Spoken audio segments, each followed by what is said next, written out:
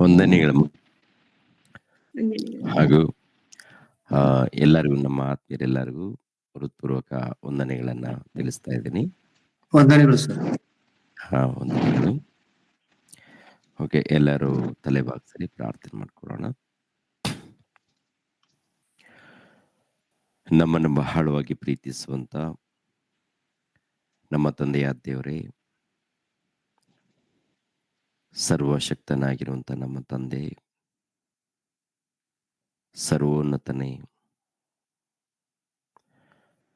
ಅಗಮ್ಯವಾದ ಬೆಳಕಿನಲ್ಲಿ ವಾಸ ಮಾಡುವಾತನೇ, ಮಹೋನ್ನತನೇ, ನಿಮಗೆ ಕೃತಜ್ಞತೆಗಳು, ಸ್ತೋತ್ರಗಳು ತಂದೆ. ತಂದೆ, ಮತ್ತೊಂದು ದಿನವನ್ನು ನೋಡುವಂತ ಭಾಗ್ಯವನ್ನು ನೀವು ಕಲ್ಪಿಸಿ ಕೊಟ್ಟಿದ್ದೀರ ತಂದೆ. ನಿಮಗೆ ಕೃತಜ್ಞತೆಗಳು, ಸ್ತೋತ್ರಗಳು ತಂದೆ. ತಂದೆಯಾದ ದೇವರೇ, ನಿಮ್ಮ ಪಾದದ ಸನ್ನಿಧಿಯಲ್ಲಿ ಮೊರೆ ಇಡುವಂತ ಭಾಗ್ಯವನ್ನು, ನಿಮ್ಮನ್ನು ಕುರಿತು ಮಾತನಾಡುವಂತ ಭಾಗ್ಯವನ್ನು, ನಿಮ್ಮ ಮಕ್ಕಳೊಟ್ಟಿಗೆ ನಿಮ್ಮ ವಾಕ್ಯಗಳನ್ನು ಹಂಚಿಕೊಳ್ಳುವಂತ ಭಾಗ್ಯವನ್ನು ಕಲ್ಪಿಸಿಕೊಟ್ಟದಕ್ಕಾಗಿ ನಿಮಗೆ ಕೃತಜ್ಞತೆಗಳು, ಸ್ತೋತ್ರಗಳು ತಂದೆ. ತಂದೆಯಾದ ದೇವರೇ, ಗೂಗಲ್ ಮೀಟ್ ಮೂಲಕ ಎಲ್ಲ ನಿಮ್ಮ ಮಕ್ಕಳು ಸೇರಿದ್ದಾರೆ. ಎಲ್ಲರಿಗೂ ಆತ್ಮಿಕ ಆಹಾರವನ್ನು ದಯಪಾಲಿಸಿ, ಎಲ್ಲರನ್ನು ಬಲಪಡಿಸಿ, ಪ್ರತಿನಿತ್ಯ ತಂದೆಯಾದ ದೇವರೇ, ನಿಮ್ಮ ಮಗಳು ಜವಾಬ್ದಾರಿ ತಗೊಂಡು ಈ ಒಂದು ಕಾರ್ಯಕ್ರಮವನ್ನು ನಡೆಸ್ತಾ ಇದ್ದಾಳೆ ತಂದೆ. ಆ ಮಗಳನ್ನು ಇನ್ನೂ ಹೆಚ್ಚಾಗಿ ಬಲಪಡಿಸಿ, ಆರೋಗ್ಯದ ವಿಷಯದಲ್ಲಿ, ಪ್ರತಿಯೊಂದು ಕಾರ್ಯಕ್ರಮದ ವಿಷಯದಲ್ಲಿ ನಿಮ್ಮ ಮಗಳನ್ನು ಬಲಪಡಿಸಿ, ಅದೇ ರೀತಿಯಲ್ಲಿ ಎಲ್ಲ ನಿಮ್ಮ ಸೇವಕರನ್ನು ಆಶೀರ್ವದಿಸಿ. ಮುಖ್ಯವಾಗಿ ಓಬ್ಲೇಶ್ ರವರಿಗೋಸ್ಕರ ಪ್ರಾರ್ಥಿಸ್ತಾ ಇದ್ದೀನಿ. 2 ದಿನಗಳ ಹಿಂದೆ ಕೆಲಸ ಮಾಡುವಂತ ಸಮಯದಲ್ಲಿ ಕಾಲಿಗೆ ಪೆಟ್ಟು ಮಾಡಿಕೊಂಡು ಒಂದು ರೀತಿಯಲ್ಲಿ ನೋವಲ್ಲಿದ್ದಾರೆ. ಆ ಮಗನನ್ನ ಮುಟ್ಟಿ ಆ ಮಗನಿಗೆ ಒಳ್ಳೆ ಆರೋಗ್ಯವನ್ನು, ಸಮಾಧಾನವನ್ನು ದಯಪಾಲಿಸಿ. ಅದೇ ರೀತಿಯಲ್ಲಿ ಯಾರ್ಯಾರು ಅನಾರೋಗ್ಯದಲ್ಲಿ ಇದ್ದಾರೋ ಎಲ್ಲ ಮಕ್ಕಳನ್ನು ಬಲಪಡಿಸಿ. ಶೋಧನೆಗಳಲ್ಲಿ, ಕಷ್ಟಗಳಲ್ಲಿ, ಬಾಧೆಗಳಲ್ಲಿ ಇದ್ದಂಥ ಮಕ್ಕಳನ್ನು ಕೂಡ ಬಲಪಡಿಸಿ, ಆಶೀರ್ವದಿಸಿ. ಚಿಕ್ಕ ಸಭೆಯಾಗಿ ನಾವು ಸೇರ್ತಾ ಇದೀವಿ ತಂದೆ. ಆತ್ಮಿಕವಾಗಿ ಸಭೆಯಾಗಿ ನಾವೆಲ್ಲರೂ ಬೆಳಿಬೇಕು ತಂದೆ. ಬೆಳೆಯುವಂತೆ ನಮ್ಮೆಲ್ಲರಿಗೆ ಸಹಾಯ ಮಾಡಿ. ಯೇಸು ಪವಿತ್ರ ನಾಮದಲ್ಲಿ ಬೇಡ್ತಾ ಇದ್ದೀನಪ್ಪ ತಂದೆಯೇ, ಆಮೇನ್. ಲೋಕರಕ್ಷಕನಾದ ಯೇಸು ಕ್ರಿಸ್ತರ ನಾಮದಲ್ಲಿ ನಿಮ್ಮೆಲ್ಲರಿಗೆ ನನ್ನ ಹೃದಯಪೂರ್ವಕದಿಂದ ವಂದನೆಗಳನ್ನು ತಿಳಿಸ್ತಾ ಇದ್ದೀನಿ.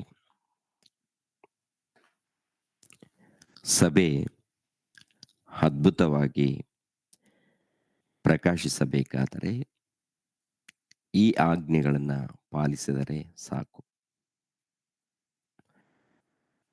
ಗಮನಿಸಿರಿ ಪ್ರಿಯರಾದ ದೇವರ ಮಕ್ಕಳಿರ, ಸಭೆ ಅದ್ಭುತವಾಗಿ ಪ್ರಕಾಶಿಸಬೇಕಾದರೆ ಈ ಆಜ್ಞೆಗಳನ್ನು ಪಾಲಿಸಿದರೆ ಸಾಕು ಎಂಬ ಅಂಶವನ್ನ ನಿಮ್ಮೊಟ್ಟಿಗೆ ಮಾತನಾಡ್ತಾ ಇದ್ದೀನಿ. ಸಭೆ ಅಂದ್ರೆ ಮನುಷ್ಯರು ಕಟ್ಟಿರುವಂತ ಗೋಡೆಗಳು ಅಲ್ಲ, ಮನುಷ್ಯರು ನಿರ್ಮಾಣ ಮಾಡಿರುವಂತ ಮಂದಿರ ಅಲ್ಲ. ಸಭೆ ಜೀವ ಸ್ವರೂಪನಾದ ದೇವರ ಸಭೆ, ದೇವರ ಚರ್ಚು, ದೇವರ ಮಕ್ಕಳಾಗಿರುವಂತ ಕ್ರೈಸ್ತರು, ದೇವರ ಮಕ್ಕಳಾಗಿರುವಂತ ಕ್ರೈಸ್ತರು. 1ನೇ ಶತಮಾನದಲ್ಲಿ ಯೇಸು ಕ್ರಿಸ್ತರ ಮೂಲಕ, ಅಪೋಸ್ತಲರ ಮೂಲಕ ಸ್ಥಾಪನೆಯಾಗಿರುವಂತ ಸಭೆ. 1ನೇ ಶತಮಾನದಲ್ಲಿ ಆ ಸಭೆ ಅದ್ಭುತವಾಗಿ ಪ್ರಕಾಶಿಸಿದೆ. ಅದ್ಭುತವಾಗಿ ಬೆಳಕು ಕೊಟ್ಟಿದೆ. 1ನೇ ಶತಮಾನದಲ್ಲಿ. ಅದೇ ತರ ಈ ಕಾಲದಲ್ಲಿ ಅದ್ಭುತವಾಗಿ ಬೆಳಕು ಕೊಡಬೇಕು, ಪ್ರಕಾಶಿಸಬೇಕು, ಪ್ರಕಾಶಿಸಬೇಕು. ಅದ್ಭುತವಾಗಿ ಪ್ರಕಾಶಿಸಬೇಕಾದ್ರೆ ಈ ಆಜ್ಞೆಗಳನ್ನ ಪಾಲಿಸಬೇಕು. ಯಾವ ಆಜ್ಞೆಗಳು? ಪ್ರಿಯರಾದ ದೇವ್ರ ಮಕ್ಕಳಿರ, ನಮಗೆ ಕೊಡಲ್ಪಟ್ಟಂತ ಕಾಲ ಬಹಳ ಸ್ವಲ್ಪ. ಸ್ವಲ್ಪ ಕಾಲ. ನೀವೊಂದನ್ನ ಗಮನಿಸಬೇಕು. ಸೈತಾನನು ಆದಿಕಾಂಡದಿಂದ ಪ್ರಕಟಣೆ ಗ್ರಂಥದವರೆಗೆ ಅವನ ಕುತಂತ್ರಗಳು ಕಾಣ್ತಾ ಇರುತ್ತೆ. ಆದಿಕಾಂಡ ಅಂದಾಗ ಸುಮಾರು ಕ್ರಿಸ್ತ ಪೂರ್ವ ಎಷ್ಟು ಸಾವಿರ ವರ್ಷಗಳು? ಸುಮಾರು ಒಂದು 4500 ವರ್ಷಗಳ ಹಿಂದೆ ಮಾನವನ ಇತಿಹಾಸ ಪ್ರಾರಂಭವಾಗುತ್ತೆ. ಒಂದು 5000 ಅಂದ್ಕೊಳ್ಳೋಣ, ಹೆಚ್ಚು ಕಮ್ಮಿ.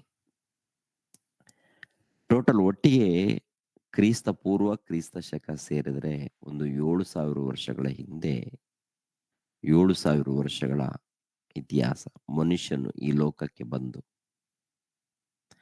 ಆದರೆ ಜಗತ್ತು ಸೃಷ್ಟಿಯಾಗಿ ಕೋಟ್ಯಾನುಕೋಟಿ ವರ್ಷಗಳಾಗತ್ತೆ. ಮನುಷ್ಯನು ಯಾವಾಗ ಈ ಲೋಕಕ್ಕೆ ಬಂದಿದ್ದಾನೋ ಅಂದಿನಿಂದ ಸೈತಾನನು ಕೂಡ ಈ ಲೋಕದಲ್ಲಿ ಕೆಲಸ ಮಾಡ್ತಾ ಇದ್ದಾನೆ. ಈ ಲೋಕದಲ್ಲಿ ಕೆಲಸ ಮಾಡುವಂತ ಸೈತಾನನು ಒಂದು ಮಾತು ಹೇಳ್ತಾನೆ. ಸೈತಾನನಿಗೆ ಒಂದು ಗೊತ್ತಾಗಿದೆ. ಸೈತಾನನಿಗೆ ಒಂದು ಗೊತ್ತಾಗಿದೆ. ಏನಪ್ಪಾ ಅಂದ್ರೆ, ನನಗೆ ಸಮಯ ಸ್ವಲ್ಪ ಇದೆ ಅಂತ. ಯಾರು ಹೇಳುವಂತ ಮಾತು ಗೊತ್ತಾ? ಸೈತಾನನು. ಸೈತಾನನಿಗೆ ಸಮಯವು ಸ್ವಲ್ಪ ಇದೆ ಎಂದು ಅದಕ್ಕೆ ಗೊತ್ತಾಗಿದೆ. ಎಷ್ಟೋ ಸಾರಿ ನೋಡ್ತೀವಿ ನಾವು. ಪ್ರಕಟಣೆ ಗ್ರಂಥ 12ನೇ ಅಧ್ಯಾಯ 12ನೇ ವಚನದಲ್ಲಿ ಈ ಮಾತಿರುತ್ತೆ. ಸಮಯವು ಸ್ವಲ್ಪವೇ ಎಂದು ತಿಳಿದು ನಮ್ಮ ಹತ್ರ ಬಂದಿದೆ ಅಂತ. ಆ ಮಾತನ್ನ ಒಂದ್ಸಾರಿ ಓದಿ ಪ್ರಿಯರೇ. ಪರಲೋಕವೇ, ಅದರಲ್ಲಿ ವಾಸ ಮಾಡುವವರೇ ಹರ್ಷಗೊಳ್ಳಿರಿ. ಭೂಮಿಯೇ, ಸಮುದ್ರವೇ, ನಿಮ್ಮ ದುರ್ಗತಿಯನ್ನು ಏನು ಹೇಳಲಿ?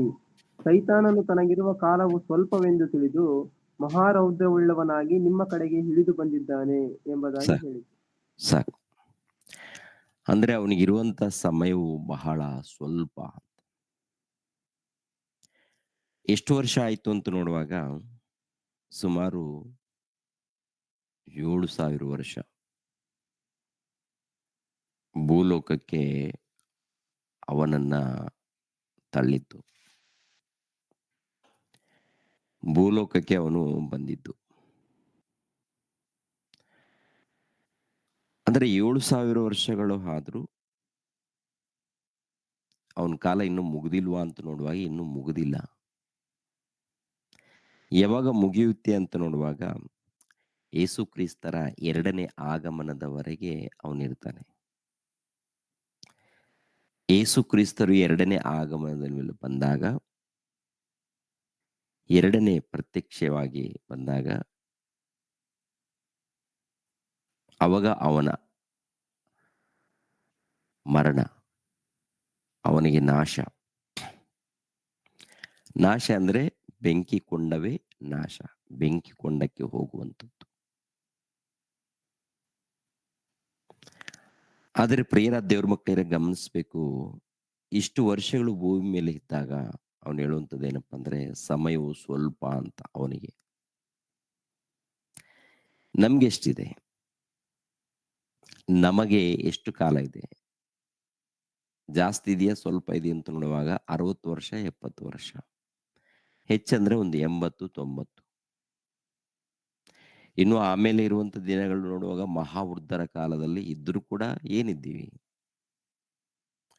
ಇದ್ರೂ ಕೂಡ ಇನ್ನೊಬ್ಬರಿಗೆ ತೊಂದರೆ ಕೊಡೋದಕ್ಕೆ ಇದ್ದೀವಿ ವಿನಃ, ಇನ್ನೊಬ್ಬರಿಗೆ ತೊಂದರೆ ಕೊಡುವಂತ ದಿನಗಳೇ ವಿನಃ, ಸುಖವಾದಂತ ದಿನಗಳಲ್ಲ ಅದು. ಸುಖಕರವಾದಂತ ದಿನಗಳಲ್ಲ. ಒಂದು ತುತ್ತು ಊಟ ಮಾಡಿದಾಗ ಆ ತುತ್ತು ಕೂಡ ಜೀರ್ಣ ಆಗಲ್ಲ. ಬಹಳ ಕಷ್ಟವಾಗಿರುತ್ತೆ. ಅಂಥ ದಿನಗಳು. ಒಟ್ನಲ್ಲಿ ನೋಡುವಾಗ ಮನುಷ್ಯನಿಗೆ ಕೊಡಲ್ಪಟ್ಟಂತ ದಿನಗಳು ಬಹಳ ಕಡಿಮೆ, ಸ್ವಲ್ಪ ದಿನಗಳು.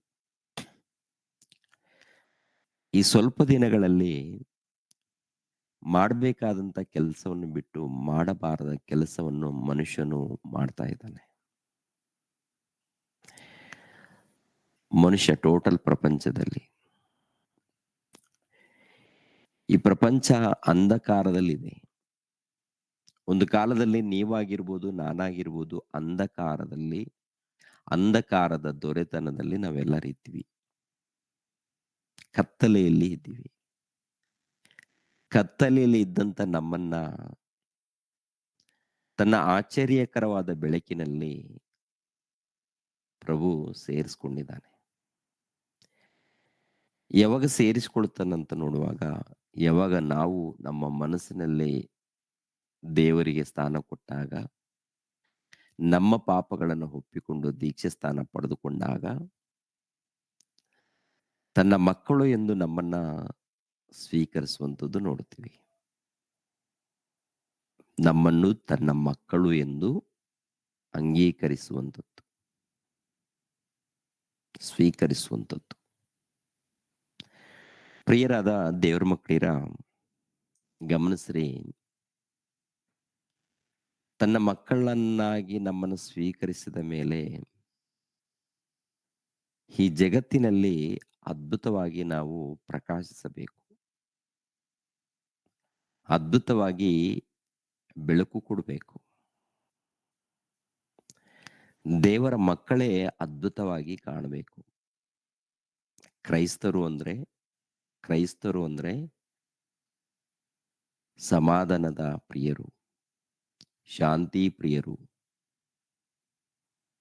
ಶಾಂತಿ ಪ್ರಿಯರು.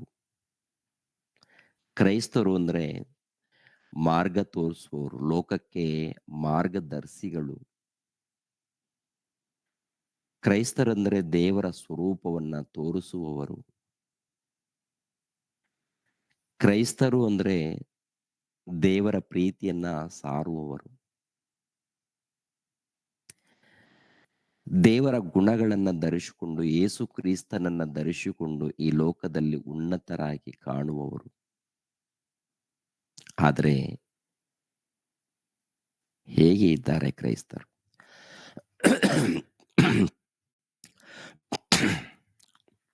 ಹೇಗೆ ಇದ್ದೇವೆ ನಾವೆಲ್ಲರೂ? ನಾವೆಲ್ಲರೂ ಹೇಗೆ ಇದ್ದೇವೆ? ದೇವರು ಅದ್ಭುತವಾಗಿ ಹೊಳಿಬೇಕು ಅಂತಾರೆ. ಅದ್ಭುತವಾಗಿ ಪ್ರಕಾಶಿಸಬೇಕು ಅಂತಾರೆ. ಪ್ರಿಯರ ದೇವರ ಮಕ್ಕಳಿರ, ತನ್ನ ಮಕ್ಕಳಾಗಿರುವಂತ ನಮ್ಮನ್ನ ಎಷ್ಟೋ ರೀತಿಯಲ್ಲಿ ಹೋಲಿಸಿಕೊಂಡಿದ್ದಾನೆ. ಹೋಲಿಸಿ ವರ್ಣಿಸಿ ಹೇಳ್ತಾ ಇರ್ತಾನೆ ನಮ್ಮನ್ನ ಕುರಿತು. ಆದರೆ ಸಭೆಗಳಲ್ಲಿ ಗಲಾಟೆಗಳಿದೆ. ಸಭೆ ಅಂದ್ರೆ ಕ್ರೈಸ್ತರು. ದೇವರ ಸಭೆ ಅಂದ್ರೆ ಕ್ರೈಸ್ತರು, ಭಕ್ತರು. ಚರ್ಚು ಅಂದ್ರೆ ಭಕ್ತರು, ದೇವರ ಸಮೂಹ.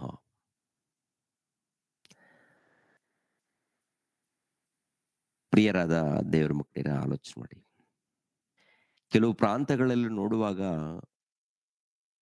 ಸೋಷಿಯಲ್ ಮೀಡಿಯಾದಲ್ಲಿ ಕ್ರೈಸ್ತರ ಮಧ್ಯದಲ್ಲಿ ಗಲಾಟೆಗಳು ಕಾಣ್ತಾ ಇದೆ. ಯಾಕೆ ಗಲಾಟೆಗಳು ಅಂತ ನೋಡುವಾಗ, ಕಾಣಿಕೆ ನಿಮಿತ್ತವಾಗಿ. ಕಳೆದ ವಾರದಲ್ಲಿ ಆಂಧ್ರದಲ್ಲಿ ನೋಡಿದೆ.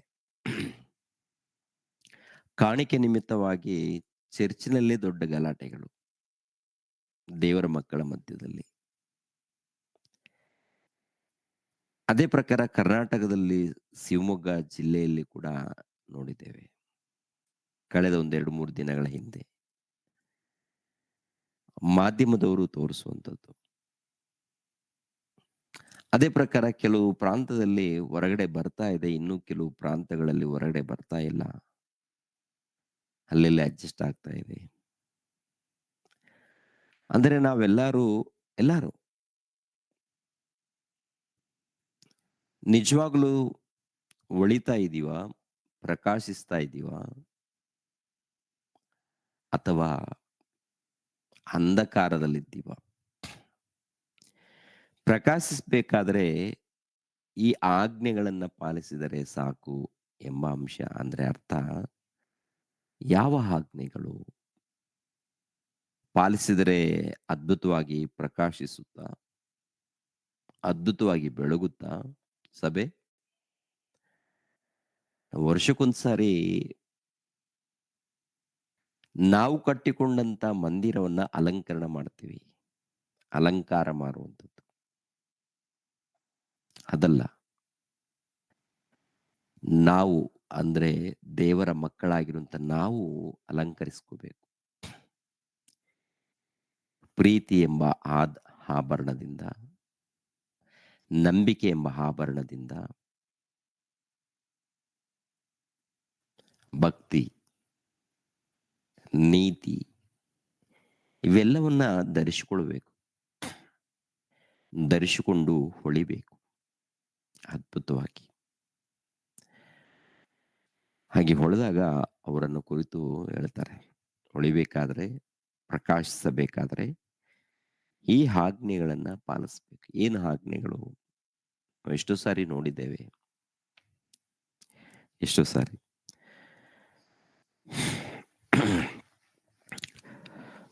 ಯೋಹಾನನು ಬರೆದ ಸುವಾರ್ತೆ ಯೋಹಾನನು ಬರೆದ ಸುವಾರ್ತೆ 13ನೇ ಅಧ್ಯಾಯ 34ನೇ ವಚನ 35ನೇ ವಚನವನ್ನ ನೋಡಿ ಪ್ರಿಯರೇ. ಯೋಹಾನನು ಬರೆದ ಸುವಾರ್ತೆ 13ನೇ ಅಧ್ಯಾಯ 34ನೇ ವಚನ 35ನೇ ವಚನವನ್ನು ನಾನು ನಿಮಗೆ ಒಂದು ಹೊಸ ಆಜ್ಞೆಯನ್ನು ಕೊಡುತ್ತೇನೆ. ಏನೆಂದರೆ, ನೀವು ಒಬ್ಬರನ್ನೊಬ್ಬರು ಪ್ರೀತಿಸಬೇಕು. ನಾನು ನಿಮ್ಮನ್ನು ಪ್ರೀತಿಸಿದ ಮೇರೆಗೆ ನೀವು ಸಹ ಒಬ್ಬರನ್ನೊಬ್ಬರು ಪ್ರೀತಿಸಬೇಕು ಎಂಬುದೇ. 35 ನಿಮ್ಮೊಳಗೆ ಒಬ್ಬರ ಮೇಲೊಬ್ಬರು ಪ್ರೀತಿಸಿದ್ದರೆ ಎಲ್ಲರೂ ನಿಮ್ಮನ್ನು ನನ್ನ ಶಿಷ್ಯರೆಂದು ತಿಳಿದುಕೊಳ್ಳುವರು ಅಂದನು. ಸಾಕು ಪ್ರಿಯರೇ. ನೋಡಿ, ಯೇಸುಪ್ರಭು ನೇರವಾಗಿ ಯೇಸುಪ್ರಭು ಹೇಳುವಂತ ಮಾತೇನಪ್ಪ ಅಂದ್ರೆ, ನಾನು ನಿಮಗೆ ಒಂದು ಹೊಸ ಆಜ್ಞೆಯನ್ನು ಕೊಡುತ್ತೇನೆ. ಒಂದು ಕಾಲದಲ್ಲಿ ಇಸ್ರಾಯೇಲ್ ಜನಾಂಗದವರಿಗೆ ಹೇಳಿರುವಂಥದ್ದು. ಇದು ಸರ್ವಲೋಕದ ಮಾನವರ ಬಳಿಯಲ್ಲಿ ಯಾರು ಯೇಸು ಕ್ರಿಸ್ತರನ್ನ ಅಂಗೀಕರಿಸ್ತಾರೋ, ಯಾರು ಯೇಸು ಕ್ರಿಸ್ತರನ್ನ ಪ್ರೀತಿಸ್ತಾರೋ ಅವರೆಲ್ಲರೂ ಕೂಡ ತಪ್ಪದೆ ಪಾಲಿಸಬೇಕಾದಂತ ಆಜ್ಞೆಗಳು ಇವು. ತಪ್ಪದೆ ಪಾಲಿಸಲೇಬೇಕು. ಖಂಡಿತವಾಗಿ ಪಾಲಿಸ್ತಾ ಇದ್ದಾರಾ, ಪಾಲಿಸ್ತಾ ಇಲ್ವಾ ಅಂತ ನೋಡುವಾಗ ಗಮನಿಸೋಣ. ನಾನು ನಿಮಗೆ ಒಂದು ಹೊಸ ಆಜ್ಞೆಯನ್ನ ಕೊಡುತ್ತೇನೆ. ಏನೆಂದರೆ, ನೀವು ಒಬ್ಬರನ್ನೊಬ್ಬರು ಪ್ರೀತಿಸಬೇಕು.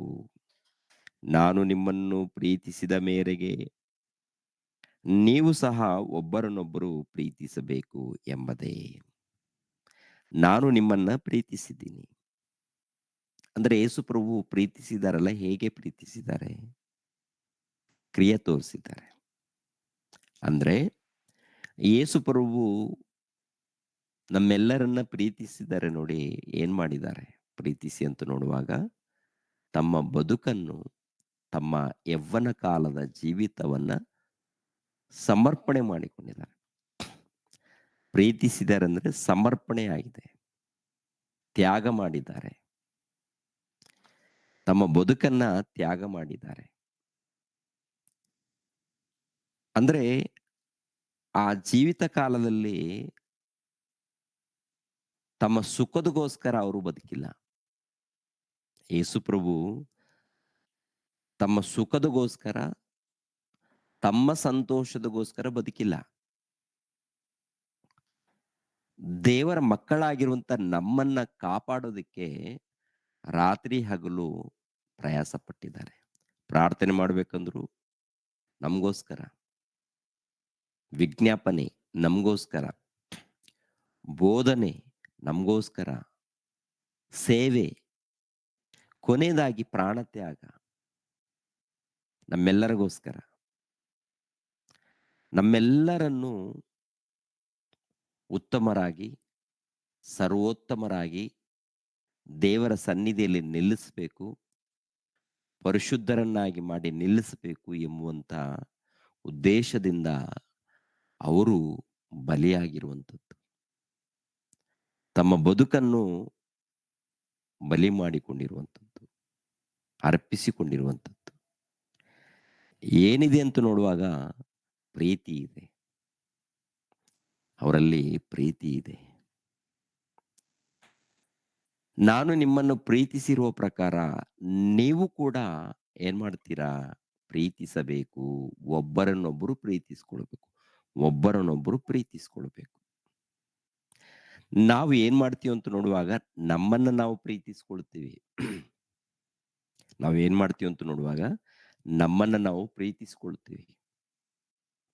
ನಮ್ಮನ್ನ ನಾವು ಪ್ರೀತಿಸ್ಕೊಳ್ಳುವಂಥದ್ದು ಅಂದ್ರೆ ನನಗೇನ್ ಬೇಕು? ಊಟ, ಉಪಚಾರ, ಊಟದ ಬಗ್ಗೆ, ಉಪಚಾರದ ಬಗ್ಗೆ, ಇಲ್ಲ ವಸ್ತ್ರಗಳ ಬಗ್ಗೆ, ನನ್ ಬಗ್ಗೆ ನಾನು ನೋಡ್ಕೊಳ್ತೀನಿ. ನಿಮ್ ಬಗ್ಗೆ ನೀವು ನೋಡ್ಕೊಳ್ತಾ ಇದ್ದೀರಾ? ಅಂದ್ರೆ ಪ್ರೀತಿಸುವಂಥದ್ದು ಅಂದ್ರೆ ಪ್ರಿಯರ ದೇವರ ಮಕ್ಕಳಿರ ಈ ಸಮಾಜದಲ್ಲಿ, ದೇವರ ಮಕ್ಕಳ ಮಧ್ಯದಲ್ಲಿ, ದೇವರ ಮಕ್ಕಳ ಮಧ್ಯದಲ್ಲಿ ಅಂದ್ರೆ ಒಬ್ಬರನ್ನೊಬ್ಬರು ಪ್ರೀತಿಸಿಕೊಳ್ಬೇಕು ಅಂತ ಹೇಳ್ತಾರೆ.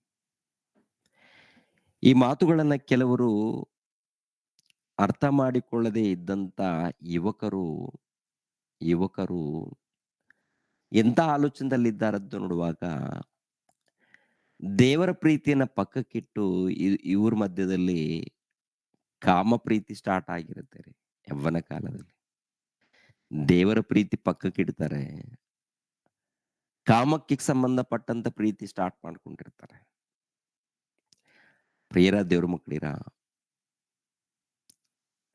ಯವ್ವನ ಕಾಲದಲ್ಲಿ ಇದ್ದಂತ ಯುವಕರು ಯುವತಿಯರು ದೇವರ ಸುವಾರ್ತೆ ಎಂಬ ಭಾರವನ್ನ ಹೊತ್ತುಕೊಂಡು, ದೇವರ ನೊಗವನ್ನ ಹೊತ್ತು ಈ ಸಮಾಜದಲ್ಲಿ ಉತ್ತಮರಾಗಿ, ಸರ್ವೋತ್ತಮರಾಗಿ, ಶ್ರೇಷ್ಠರಾಗಿ ಪ್ರಕಾಶಿಸಬೇಕು. ಒಬ್ಬರಾಗಿರ್ಬೋದು, ಇಬ್ಬರಾಗಿರ್ಬೋದು, ಇಲ್ಲ 10 ಮಂದಿ ಆಗಿರ್ಬೋದು. ಉನ್ನತರಾಗಿ ಕಾಣಬೇಕು. ಉನ್ನತರಾಗಿ ಕಂಡ್ರೆ, ಉನ್ನತರಾಗಿ ಕಾಣಬೇಕಾದ್ರೆ ಈ ಆಜ್ಞೆಗಳನ್ನ ಖಂಡಿತವಾಗಿ ಪಾಲಿಸ್ಬೇಕು ಅಂತ ಹೇಳ್ತಾರೆ. ನಾನು ಸುಮ್ನೆ ಕೇಳ್ತೀನಿ, ಕೇಳಿ ಈ ಕಡೆಯಿಂದ ಕೇಳ್ತೀನಿ, ನಾನು ಸಂತೋಷ ಪಡ್ತೀನಿ ಅಂತಂದ್ರೆ ಪ್ರಿಯರ ದೇವ್ರ ಮಕ್ಕಳಿರ ಅದು ಕತ್ತಲೆಯಲ್ಲಿದೆ ಆ ಸಭೆ. ಅಂಧಕಾರದಲ್ಲಿದೆ ಆ ಸಭೆ. ಅಂಧಕಾರದಲ್ಲಿ ಇದೆ ಅಂತೇಳಿ ಕ್ರಿಯೆಗಳ ಮೂಲಕ ಗೊತ್ತಾಗುತ್ತೆ. ನಮ್ಮ ಕ್ರಿಯೆಗಳ ಮೂಲಕ ನಾವು ಎಲ್ಲಿದ್ದೀವಿ ಅಂತೇಳಿ ಗೊತ್ತಾಗತ್ತೆ ಪ್ರಿಯರೇ. ಹ್ಮ್. ನಾನು ನಿಮಗೆ ಒಂದು ಹೊಸ ಆಜ್ಞೆಯನ್ನ ಕೊಡುತ್ತೇನೆ. ಏನೆಂದರೆ ನೀವು ಒಬ್ಬರನ್ನೊಬ್ಬರು ಪ್ರೀತಿಸಬೇಕು. ನಾನು ನಿಮ್ಮನ್ನು ಪ್ರೀತಿಸಿದ ಮೇರೆಗೆ ನೀವು ಸಹ ಒಬ್ಬರನ್ನೊಬ್ಬರು ಪ್ರೀತಿಸಬೇಕು ಎಂಬುದೇ.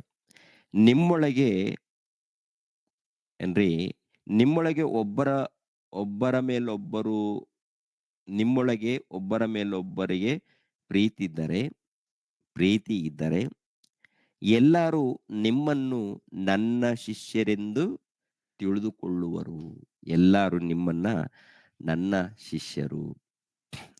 ಅಂದ್ರೆ ನೀವು ಒಬ್ಬರನ್ನೊಬ್ಬರು ಪ್ರೀತಿಸ್ಕೊಂಡ್ರೆ ನೀವೆಲ್ಲರೂ ಯಾರು? ನನ್ನ ಶಿಷ್ಯರು. ಅಂದ್ರೆ ಏಸು ಕ್ರಿಸ್ತರಿಗೆ ಶಿಷ್ಯರು. ಯೇಸು ಕ್ರಿಸ್ತರಿಗೆ ಶಿಷ್ಯರಾಗಿ ಕಾಣಿಸಿಕೊಳ್ತಾರಂತೆ. ಲೋಕವು ಏನಂತಕೊಳ್ಳುತ್ತೆ? ಇವರು ಯೇಸು ಕ್ರಿಸ್ತರ ಹಿಂಬಾಲಕರು, ಯೇಸು ಕ್ರಿಸ್ತರ ಶಿಷ್ಯರು. ಇವರು ಕ್ರೈಸ್ತರು ಅಂತೇಳಿ ಲೋಕದಲ್ಲಿ ಇದ್ದಂಥವರು ಮಾತನಾಡ್ಕೊಳ್ತಾರೆ. ಇವರು ಕ್ರೈಸ್ತರು. ಕ್ರೈಸ್ತರಲ್ಲಿ ಪ್ರೀತಿ ಇರುತ್ತೆ. ಕ್ರೈಸ್ತರಲ್ಲಿ ಏನಿರುತ್ತೆ? ಪ್ರೀತಿ. ಈ ಲೋಕವನ್ನ ಉದ್ಧಾರ ಮಾಡುವವರು, ಈ ಲೋಕವನ್ನ ಕಾಪಾಡುವವರು, ಈ ಲೋಕವನ್ನ ಬೆಳಗಿಸುವವರು. ಬೆಳಗಿಸುವವರು ನಿಜವಾದ ಕ್ರೈಸ್ತರು. ನಿಜವಾದ ಕ್ರೈಸ್ತರು ಲೋಕವನ್ನ ಬೆಳಗಿಸುವವರು. ಪ್ರಿಯರಾದ ದೇವರ ಮಕ್ಕಳಿರಿ, ಈ ಸಮಾಜದಲ್ಲಿ ಹೇಗೆ ಕಾಣ್ತಾ ಇದ್ದಾರೆ ಅಂತ ನೋಡುವಾಗ ಆಸ್ತಿಗೋಸ್ಕರ ಗಲಾಟೆಗಳು, ಕೊನೆಯ ಪಕ್ಷದಲ್ಲಿ ಸಭೆಯಲ್ಲಿ ಕೂಡ ಬಂದಿದ್ದೀರಿ ಈ ಗಲಾಟೆಗಳು. ಅಂದ್ರೆ ಕಾಣಿಕೆ ನಿಮಿತ್ತವಾಗಿ, ಜಾಗದ ನಿಮಿತ್ತವಾಗಿ, ಕಾಣಿಕೆ ನಿಮಿತ್ತವಾಗಿ, ಇನ್ನೊಂದು ರೀತಿಯಲ್ಲಿ ಜಗಳಗಳು. ಅಂದ್ರೆ ಇವರು ದೇವರನ್ನ ಅರ್ಥ ಮಾಡಿಕೊಂಡಿದ್ದಾರಾ ಅಥವಾ ದೆವ್ವವನ್ನ ಅರ್ಥ ಮಾಡಿಕೊಂಡಿದ್ದಾರೆ? ದೇವರನ್ನ ಅರ್ಥ ಮಾಡಿಕೊಂಡಿಲ್ಲ. ದೇವರನ್ನು ಅರ್ಥ ಮಾಡಿಕೊಂಡಿಲ್ಲ. ಸಭೆಯಲ್ಲಿ ಒಳ್ಳೆಯವರು ಇರ್ತಾರೆ, ಕೆಟ್ಟವರು ಇರ್ತಾರೆ. ಒಳ್ಳೆಯವರು ಇರ್ತಾರೆ, ಕೆಟ್ಟವರು ಇರ್ತಾರೆ. ಸೇವಕರು ಉತ್ತಮರಾಗಿರ್ಬೇಕು. ದೇವರ ಸೇವಕರು ಉತ್ತಮರಾಗಿರ್ಬೇಕು. ಇದ್ದಾಗ ಸಭೆ ಕೂಡ ಉತ್ತಮವಾದಂತಹ ಸಭೆ ಇರುತ್ತೆ. ಮತ್ತೊಂದು ವಚನವನ್ನ ನೋಡೋಣ. ಮತ್ತಾಯನ ಬರೆದ ಸುವಾರ್ತೆ 22ನೇ ಅಧ್ಯಾಯ 37ನೇ ವಚನ ನೋಡಿ. ಮತ್ತಾಯನ ಬರೆದ ಸುವಾರ್ತೆ 22ನೇ ಅಧ್ಯಾಯ ಮತ್ತಾಯನ ಬರೆದ ಸುವಾರ್ತೆ 22ನೇ ಅಧ್ಯಾಯ 37ನೇ ವಚನದಿಂದ 40ನೇ ವಚನದವರೆಗೆ. ನಿನ್ನ ದೇವರಾದ ಕರ್ತನ ನನ್ನ ನೀನು ಪೂರ್ಣ ಹೃದಯದಿಂದಲೂ ನಿನ್ನ ಪೂರ್ಣ ಪ್ರಾಣದಿಂದಲೂ ನಿನ್ನ ಪೂರ್ಣ ಬುದ್ಧಿಯಿಂದಲೂ ಪ್ರೀತಿಸಬೇಕು ಎಂಬ ಆಜ್ಞೆಯೇ ಮುಖ್ಯವಾದದ್ದು ಮತ್ತು ಮೊದಲನೆಯದ್ದು. ಹೌದಪ್ಪ, 40ನೇ ವಚನ ನೋಡಿ. ಈ ಎರಡು ಆಜ್ಞೆಗಳು ಎಲ್ಲದನ್ನು ಅನುಸರಿಸಬೇಕು, ಪ್ರವಾದನ ಗ್ರಂಥಕ್ಕೂ ಆಧಾರವಾಗಿವೆ ಎಂದು ಹೇಳಿದನು. ಸಾಕು. ನಿನ್ನ ದೇವರಾಗಿರುವ ಕರ್ತನನ್ನು ನಿನ್ನ ಪೂರ್ಣ ಹೃದಯದಿಂದಲೂ ನಿನ್ನ ಪೂರ್ಣ ಪ್ರಾಣದಿಂದಲೂ ನಿನ್ನ ಪೂರ್ಣ ಬುದ್ಧಿಯಿಂದಲೂ ಪ್ರೀತಿಸಬೇಕು ಎಂಬ ಆಜ್ಞೆಯೇ ಮುಖ್ಯವಾದದ್ದು. ಮತ್ತು ಮೊದಲನೆಯದು, ಇದಕ್ಕೆ ಸಮಾನವಾದ ಎರಡನೇ ಆಜ್ಞೆ ಒಂದುಂಟು. ಅದು ಯಾವುದೆಂದರೆ, ನಿನ್ನ ನೆರೆಯವರನ್ನು ನಿನ್ನಂತೆಯೇ ಪ್ರೀತಿಸಬೇಕು ಎಂಬುದೇ. ಈ ಎರಡು ಆಜ್ಞೆಗಳು ಎಲ್ಲಾ ಧರ್ಮಶಾಸ್ತ್ರಕ್ಕೂ ಪ್ರವಾದನ ಗ್ರಂಥಕ್ಕೂ ಆಧಾರವಾಗಿದೆ. ಅದೇ ರೀತಿಯಲ್ಲಿ ಮಾರ್ಕನ ಬರೆದ ಸುವಾರ್ತೆ 12ನೇ ಅಧ್ಯಾಯ 29ನೇ ವಚನವನ್ನು ನೋಡಿ ಪ್ರಿಯರೇ. ಮಾರ್ಕನ ಬರೆದ ಸುವಾರ್ತೆ 12ನೇ ಅಧ್ಯಾಯ 29ನೇ ವಚನದಿಂದ. ಇಸ್ರಾಯೇಲ್ ಜನವೇ ಕೇಳು, ನಮ್ಮ ದೇವರಾದ ಕರ್ತನು ಒಬ್ಬನೇ ದೇವರು. ಇಸ್ರಾಯೇಲ್ ಜನವೇ ಕೇಳು, ನಮ್ಮ ದೇವರಾದ ಕರ್ತನು ಒಬ್ಬನೇ ದೇವರು. ನಿನ್ನ ದೇವರಾದ ಕರ್ತನನ್ನು ಪೂರ್ಣ ಹೃದಯದಿಂದಲೂ ಪೂರ್ಣ ಪ್ರಾಣದಿಂದಲೂ ಪೂರ್ಣ ಬುದ್ಧಿಯಿಂದಲೂ ಪೂರ್ಣ ಶಕ್ತಿಯಿಂದಲೂ ಪ್ರೀತಿಸಬೇಕು ಎಂಬುದೇ ಮೊದಲನೆಯ ಆಜ್ಞೆ. ನಿನ್ನ ನೆರೆಯವರನ್ನು ನಿನ್ನಂತೆಯೇ ಪ್ರೀತಿಸಬೇಕು ಎಂಬುದೇ ಎರಡನೆಯ ಆಜ್ಞೆ. ಇವುಗಳಿಗಿಂತ ಹೆಚ್ಚಿನ ಆಜ್ಞೆ ಮತ್ತೊಂದಿಲ್ಲ. ಇವುಗಳಿಗಿಂತ ಹೆಚ್ಚಿನ ಆಜ್ಞೆ ಮತ್ತೊಂದಿಲ್ಲ. ಏನಪ್ಪ ಅಂತ ನೋಡುವಾಗ, ನಮ್ಮ ದೇವರಾದ ಕರ್ತನು ಒಬ್ಬನೇ ದೇವರು. ನಿನ್ನ ದೇವರಾದ ಕರ್ತನನ್ನು ಪೂರ್ಣ ಹೃದಯದಿಂದಲೂ ಪೂರ್ಣ ಪ್ರಾಣದಿಂದಲೂ ಪೂರ್ಣ ಬುದ್ಧಿಯಿಂದಲೂ ಪೂರ್ಣ ಶಕ್ತಿಯಿಂದಲೂ ಪ್ರೀತಿಸಬೇಕು. ಅಂದ್ರೆ ಪೂರ್ಣ ಹೃದಯದಿಂದಲೂ, ಓಕೆನಾ, ಪೂರ್ಣ ಹೃದಯದಿಂದಲೂ ಪೂರ್ಣ ಪ್ರಾಣದಿಂದಲೂ ಪೂರ್ಣ ಬುದ್ಧಿಯಿಂದಲೂ ಪೂರ್ಣ ಶಕ್ತಿಯಿಂದಲೂ ಪ್ರೀತಿಸಬೇಕು. ಸಂಪೂರ್ಣ ಹೃದಯದಿಂದಲೂ ಸಂಪೂರ್ಣ ಪ್ರಾಣದಿಂದಲೂ ಸಂಪೂರ್ಣ ಬುದ್ಧಿಯಿಂದಲೂ ಸಂಪೂರ್ಣ ಶಕ್ತಿಯಿಂದಲೂ ನಿನ್ನ ತಂದೆಯಾದ ದೇವರನ್ನು ನೀನು ಪ್ರೀತಿಸಬೇಕು. ನಿನ್ನ ತಂದೆಯಾದ ದೇವರನ್ನ ನೀನು ಪ್ರೀತಿಸಬೇಕು. ಎಲ್ಲರೂ, ಪ್ರತಿ ಕ್ರೈಸ್ತರು, ನೀನು ನಾನು ಪ್ರತಿಯೊಬ್ಬರು ಕೂಡ ಪ್ರೀತಿಸಬೇಕು. ಎರಡನೇದಾಗಿ, ನಿನ್ನಂತೆ ನಿನ್ನ ನೆರೆಯವರನ್ನು ಪ್ರೀತಿಸಬೇಕು. ನಿನ್ನಂತೆಯೇ ನಿನ್ನ ನೆರೆ. ಈ ಮಾತುಗಳು ಎಷ್ಟು ಸಾರಿ ಓದ್ಕೊಂಡಿದೀವಿ ಅಂತ ನೋಡುವಾಗ ಅನೇಕ ಸಾರಿ. ಅನೇಕ ಸಾರಿ ಅಂದ್ರೆ ಲೆಕ್ಕ ಇಲ್ಲ. ಅದೇ ಪ್ರಕಾರ ಪ್ರತಿ ಸೇವಕರು ಈ ವಚನವನ್ನ ಬಳಸ್ತಾರೆ. ದೇವರ ಪ್ರೀತಿಯನ್ನು ಸಾರಬೇಕಾದ್ರೆ ಪ್ರತಿ ಸೇವಕರು ಬಳಸ್ತಾರೆ. ಆದ್ರೆ ಕೆಲವರು ಸೇವಕರು ಏನಪ್ಪಾ ಅಂದ್ರೆ ಕುರಿ ವೇಷ ಹಾಕಿಕೊಂಡಿರ್ತಾರೆ ಪ್ರಿಯರೇ. ಕುರಿ ವೇಷ ಹಾಕಿಕೊಂಡು ಸಭೆಯಲ್ಲಿ ಕುರಿಗಳಿರ್ತಾವಲ್ಲ, ಕುರಿಗಳನ್ನ ನುಂಗುತ್ತಾ ಇರ್ತಾರೆ. ಕುರಿಗಳ ರಕ್ತವನ್ನ ಕುಡಿತಾ ಇರ್ತಾರೆ. ಕುರಿಗಳನ್ನ ಕಾಯುವಂತ ಇವರು, ಕುರಿಗಳನ್ನ ಕಾಪಾಡುವಂತ ಇವರು ನುಂಗುವಂತದ್ದು. ದೇವರ ವಾಕ್ಯಗಳನ್ನು ತೋರಿಸಿ, ನಾನೇ ದೊಡ್ಡ ಸೇವಕ, ನಾನೇ ದೊಡ್ಡ ಪಂಡಿತ, ನಾನೇ ಎಲ್ಲ ಅಂತ ಹೇಳಿಕೊಂಡು, ನಾನೇ ಎಲ್ಲ ಅಂತ ಹೇಳಿಕೊಂಡು ಸಭೆಯನ್ನ ನುಂಗುತ್ತಾ ಇರ್ತಾರೆ ಪ್ರಿಯರೇ. ಅಂದ್ರೆ ಕುರಿ ವೇಷ ಹಾಕಿಕೊಂಡು ಬಂದಂತಹ ತೋಳಗಳು ಪ್ರಪಂಚ ದೇಶದಲ್ಲಿ ತುಂಬಾ ಇವೆ. ನುಂಗಿ ನುಂಗಿ ನುಂಗಿ ನುಂಗಿ ಇವರು ಏನ್ರಿ ಹೇಗಿರ್ತಾರಂತ ನೋಡುವಾಗ ಕೊಬ್ಬು ಬೆಳೆದಿರ್ತಾರೆ. ಕೊಬ್ಬು ಜಾಸ್ತಿ ಇರುತ್ತೆ. ಭ್ರಷ್ಟರು ತುಂಬಾ ಜನ ಇದ್ದಾರೆ. ಅವ್ರನ್ನ ನೋಡಿ ವಿಶ್ವಾಸಿಗಳು ಹೇಗಾಗಿದ್ದಾರೆ ಅಂತ ನೋಡುವಾಗ ಇವರು ಕೂಡ ಭ್ರಷ್ಟರಾಗಿರ್ತಾರೆ. ವಿಶ್ವಾಸಿಗಳು ಕೂಡ ಹೇಗಿರ್ತಾರೆ ಅಂತ ನೋಡುವಾಗ ಭ್ರಷ್ಟರು. ಅಂದ್ರೆ ನಿಜವಾಗ್ಲೂ ದೇವರ ವಾಕ್ಯಕ್ಕೆ ಒಳಪಡ್ತಾ ಇದ್ದಾರಾ? ದೇವರನ್ನ ನಿಜವಾಗ್ಲೂ ಪ್ರೀತಿಸ್ತಾ ಇದ್ದಾರಂತ ನೋಡುವಾಗ ದೇವರ ವಾಕ್ಯ ಓದ್ತಾರೆ, ಹೇಳ್ತಾರೆ ವಿನಃ ಪ್ರೀತಿ ಇಲ್ಲ. ಪ್ರೀತಿ ಇಲ್ಲ. ನಿಜವಾಗ್ಲೂ ನಿಜವಾಗ್ಲೂ ದೇವರ ವಾಕ್ಯವನ್ನ ಪ್ರೀತಿಸುವವರು, ದೇವರನ್ನ ಪ್ರೀತಿಸುವವರು ಪ್ರಿಯರ ದೇವರ ಮಕ್ಕಳಿರ ಅವರು ಅದ್ಭುತವಾದಂತ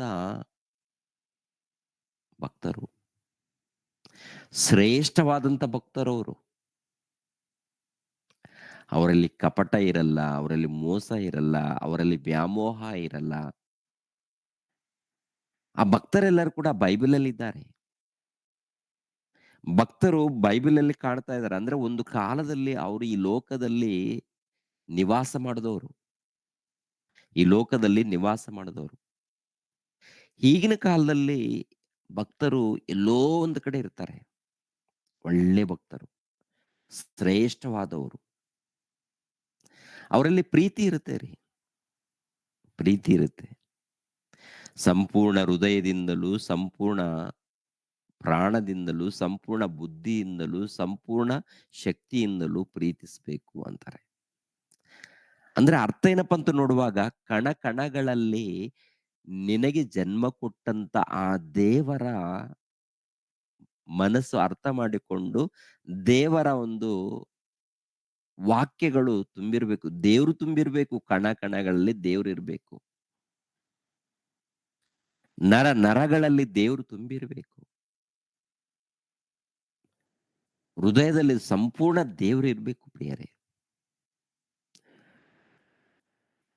ದೇವರು ಎಲ್ಲಿದ್ದಾರೆ? ದೇವರು ಎಲ್ಲಿದ್ದಾರೆ? ನಾವು ಮಾಡುವಂತ ಕೆಲಸಗಳು, ನಾವು ಮಾಡುವಂತ ಕ್ರಿಯೆಗಳು,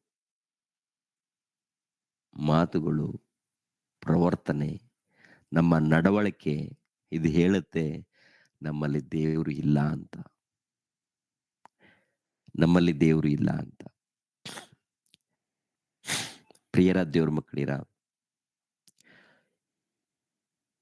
ಕ್ರೈಸ್ಟ್ ಚರ್ಚ್ ಗಾಸ್ಪಲ್ ಮಿನಿಸ್ಟ್ರೀಸ್ ಮೂಲಕ ಈ ಕರ್ನಾಟಕದಲ್ಲಿ ಸತ್ಯವಾದ ಸುವಾರ್ತೆ ಹೋಗ್ತಾ ಇದೆ. ಇವಾಗ ಹೃದಯದಲ್ಲಿ ಉಳಿತಾ ಇದೆ. ಸತ್ಯವಾದ ಸುವಾರ್ತೆ ಉಳಿತಾ ಇದೆ. ಕೆಲವರು ತಿಳ್ಕೊಳ್ತಾ ಇದ್ದಾರೆ, ಅರ್ಥ ಮಾಡ್ಕೊಳ್ತಾ ಇದ್ದಾರೆ. ತಿಳ್ಕೊಂಡು ಭಕ್ತಿ ಮಾರ್ಗದಲ್ಲಿ ಬರೋದಕ್ಕೆ ಇಷ್ಟಪಡ್ತಾ ಇದ್ದಾರೆ. ಇನ್ನು ಸಂಪೂರ್ಣವಾಗಿ ಹೋಗ್ಬೇಕು, ಸಂಪೂರ್ಣವಾಗ್ಬೇಕು. ಕೆಳಗಡೆ ಮಾತು ಹೇಳುವಂತ ಮಾತೇನಪ್ಪ ಅಂತ ನೋಡುವಾಗ ನಿನ್ನಂತೆ ನಿನ್ನ ನೆರೆಯವರನ್ನು ಪ್ರೀತಿಸಬೇಕು ಅಂತ ಹೇಳ್ತಾರೆ. ನಿನ್ನಂತೆ ನಿನ್ನ ನೆರೆಯವರನ್ನು ಪ್ರೀತಿಸಬೇಕು. ನಿನ್ನಂತೆ ನಿನ್ನ ನೆರೆಯವರನ್ನು ಪ್ರೀತಿಸಬೇಕು ಅಂದ್ರೆ ಏನ್ರಿ ದೇವರನ್ನ ಸಂಪೂರ್ಣ ಹೃದಯದಿಂದ ಪ್ರೀತಿಸ್ಬೇಕು. ಸಂಪೂರ್ಣ ಹೃದಯದಿಂದ, ಪ್ರಾಣದಿಂದ, ಬುದ್ಧಿಯಿಂದ, ಶಕ್ತಿಯಿಂದ ಅಂದ್ರೆ ನರಗಳಲ್ಲಿ ದೇವ್ರು ಇರ್ಬೇಕು. ದೇವರ ಕೆಲಸ ನಡಿಬೇಕು. ದೇವ್ರ ಕೆಲಸ ನಡಿಬೇಕು. ಅಂದ್ರೆ ಈ ಲೋಕಕ್ಕೆ ನಮ್ಮ ಹೊಟ್ಟೆಗೋಸ್ಕರ ಏನ್ ಬೇಕೋ ಅದನ್ನ ಸಂಪಾದನೆ ಮಾಡ್ಕೊಳ್ಬೇಕು. ಅಂದ್ರೆ ನಾವ್ ಇನ್ನೊಬ್ಬರಿಗೆ ಭಾರವಾಗಿ ಇರಬಾರದು. ನಾವು ಇನ್ನೊಬ್ಬರಿಗೆ ಭಾರವಾಗಿರಬಾರ್ದು. ಕೆಲವರು ನೆಪ ಮಾಡಿಕೊಂಡು ಇವರು ಪ್ರೀತಿ ಸ್ವರೂಪರು, ಇವರು ದೇವರನ್ನ ನಂಬ್ತಾರೆ, ಇವರು ದೇವರ ಮಾತನ್ನ ಕೇಳ್ತಾರೆ, ಇವರಲ್ಲಿ ಪ್ರೀತಿ ಇದೆ ಅಂತೇಳಿ ನೆಪ ಮಾಡ್ಕೊಂಡು ಭಾರವಾಗ್ತಾ ಇರ್ತಾರೆ ಇನ್ನೊಬ್ಬರಿಗೆ. ಅಂದ್ರೆ ಒಂದು ರೀತಿಯಲ್ಲಿ ಸಾಲ ಕೇಳ್ತಾ ಇರ್ತಾರೆ, ಒಂದು ರೀತಿಯಲ್ಲಿ ಏನೋ ಒಂದು ಮಾಡ್ತಾ ಇರ್ತಾರೆ ನೆಪ ಮಾಡಿಕೊಂಡು. ಆ ರೀತಿ ಇನ್ನೊಬ್ಬರಿಗೆ ನಾವು ಭಾರ ಆಗ್ಬಾರ್ದು. ಯಾರಿಗೂ ನಾವು ಭಾರ ಹಾಕ್ಕೂಡುದು, ಯಾರಿಗೂ ನಾವು ಭಾರ ಆಗ್ಬಾರ್ದು. ನಾವು ಈ ಲೋಕದಲ್ಲಿ ಮಾರ್ಗ ತೋರಿಸುವವರು, ಈ ಲೋಕದಲ್ಲಿ ಉನ್ನತರಾಗಿರ್ಬೇಕು ಅಂತೇಳಿ ದೇವರ ಸಂಕಲ್ಪ. ಆ ಪ್ರಕಾರ ನಾವು ಅಭಿವೃದ್ಧಿ ಆಗ್ಬೇಕು, ಆ ಪ್ರಕಾರ ಅಭಿವೃದ್ಧಿ ಆಗ್ಬೇಕು, ಆ ಪ್ರಕಾರ ದೇವ್ರು ಮೆಚ್ಚುವಂತ ರೀತಿಯಲ್ಲಿ ಬೆಳಿಬೇಕು ನಾವೆಲ್ಲರೂ ಕೂಡ. ಜ್ಞಾನದಲ್ಲಿ ಬೆಳಿಬೇಕು, ವಾಕ್ಯದಲ್ಲಿ ಬೆಳಿಬೇಕು, ನಮ್ಮ ಕ್ರಿಯೆಗಳಲ್ಲಿ ಬೆಳಿಬೇಕು. ಒಂದು ಪ್ರಾರ್ಥನೆ ವಿಷಯದಲ್ಲಿ ಆಗಿರ್ಬೋದು, ವಾಕ್ಯದ ವಿಷಯದಲ್ಲಿ ಆಗಿರ್ಬೋದು, ಬದುಕಿನ ವಿಷಯದಲ್ಲಿ ಆಗಿರ್ಬೋದು, ಪ್ರತಿ ಒಂದು ವಿಷಯದಲ್ಲಿ ನಾವು ಬೆಳಿಬೇಕು. ಈ ಲೋಕದಲ್ಲಿ ಮನೆಯಲ್ಲಿ ಶೋಧನೆಗಳಿರುತ್ತೆ, ಹೊರಗಡೆ ಶೋಧನೆಗಳಿರುತ್ತೆ. ಇರುತ್ತೆ, ಎಲ್ಲಿ ತನಕ ಇರುತ್ತಂದ್ರೆ ಕೊನೆಯ ತನಕ ಇರುತ್ತೆ. ಇದ್ದಾಗ ಏನೇ ಇರ್ಲಿ ಸಮಾಧಾನದಿಂದ ಹೋಗ್ಬೇಕು. ಈ ಬದುಕು ಸಮಾಧಾನದಿಂದ ಹೋಗ್ಬೇಕು ಈ ಬದುಕು. ನಿಜವಾಗ್ಲೂ ದೇವರಿಗೆ ಸ್ಥಾನ ಕೊಟ್ಟಾಗ ಇರುತ್ತೆ ರೀ. ಅಂದ್ರೆ ಶೋಧನೆಗಳು ಖಂಡಿತವಾಗಿ ಸಹಿಸ್ಕೊಳ್ತೀವಿ. ಯಾಕಂದ್ರೆ ದೇವರಿಗೆ ಸ್ಥಾನ ಕೊಟ್ಟಾಗ ಈ ಶೋಧನೆಗಳು, ಕಷ್ಟಗಳು, ಹಿಂಸೆಗಳು, ಅವಮಾನಗಳು, ತೊಂದರೆಗಳು ಬರ್ತಾ ಇರುತ್ತೆ. ಬಂದಾಗ ದೇವರಿಗೆ ಸ್ತೋತ್ರಪ್ಪ, ಅಪ್ಪ ನಿಮ್ಗೆ ಸ್ತೋತ್ರಪ್ಪ. ನನಗೆ ಜಯಿಸುವಂತ ಶಕ್ತಿ ಕೊಡಪ್ಪ. ನಾನು ನಿಮ್ಮನ್ನ ಅರ್ಥ ಮಾಡಿಕೊಂಡು ಈ ಸಮಾಜದಲ್ಲಿ ಬೆಳಕಾಗಿ ಕಾಣಬೇಕು. ನಿಮ್ಮ ಮಗಳಾಗಿ, ನಿನ್ನ ಮಗನಾಗಿ ನಾನು ಕಾಣಬೇಕು ಅಂತೇಳಿ ಕೇಳ್ತಾ ಇರ್ತಾರೆ. ಮೊಟ್ಟ ಮೊದಲು ಮನೆಯನ್ನ ಕಾಪಾಡಿಕೊಳ್ತಾರೆ.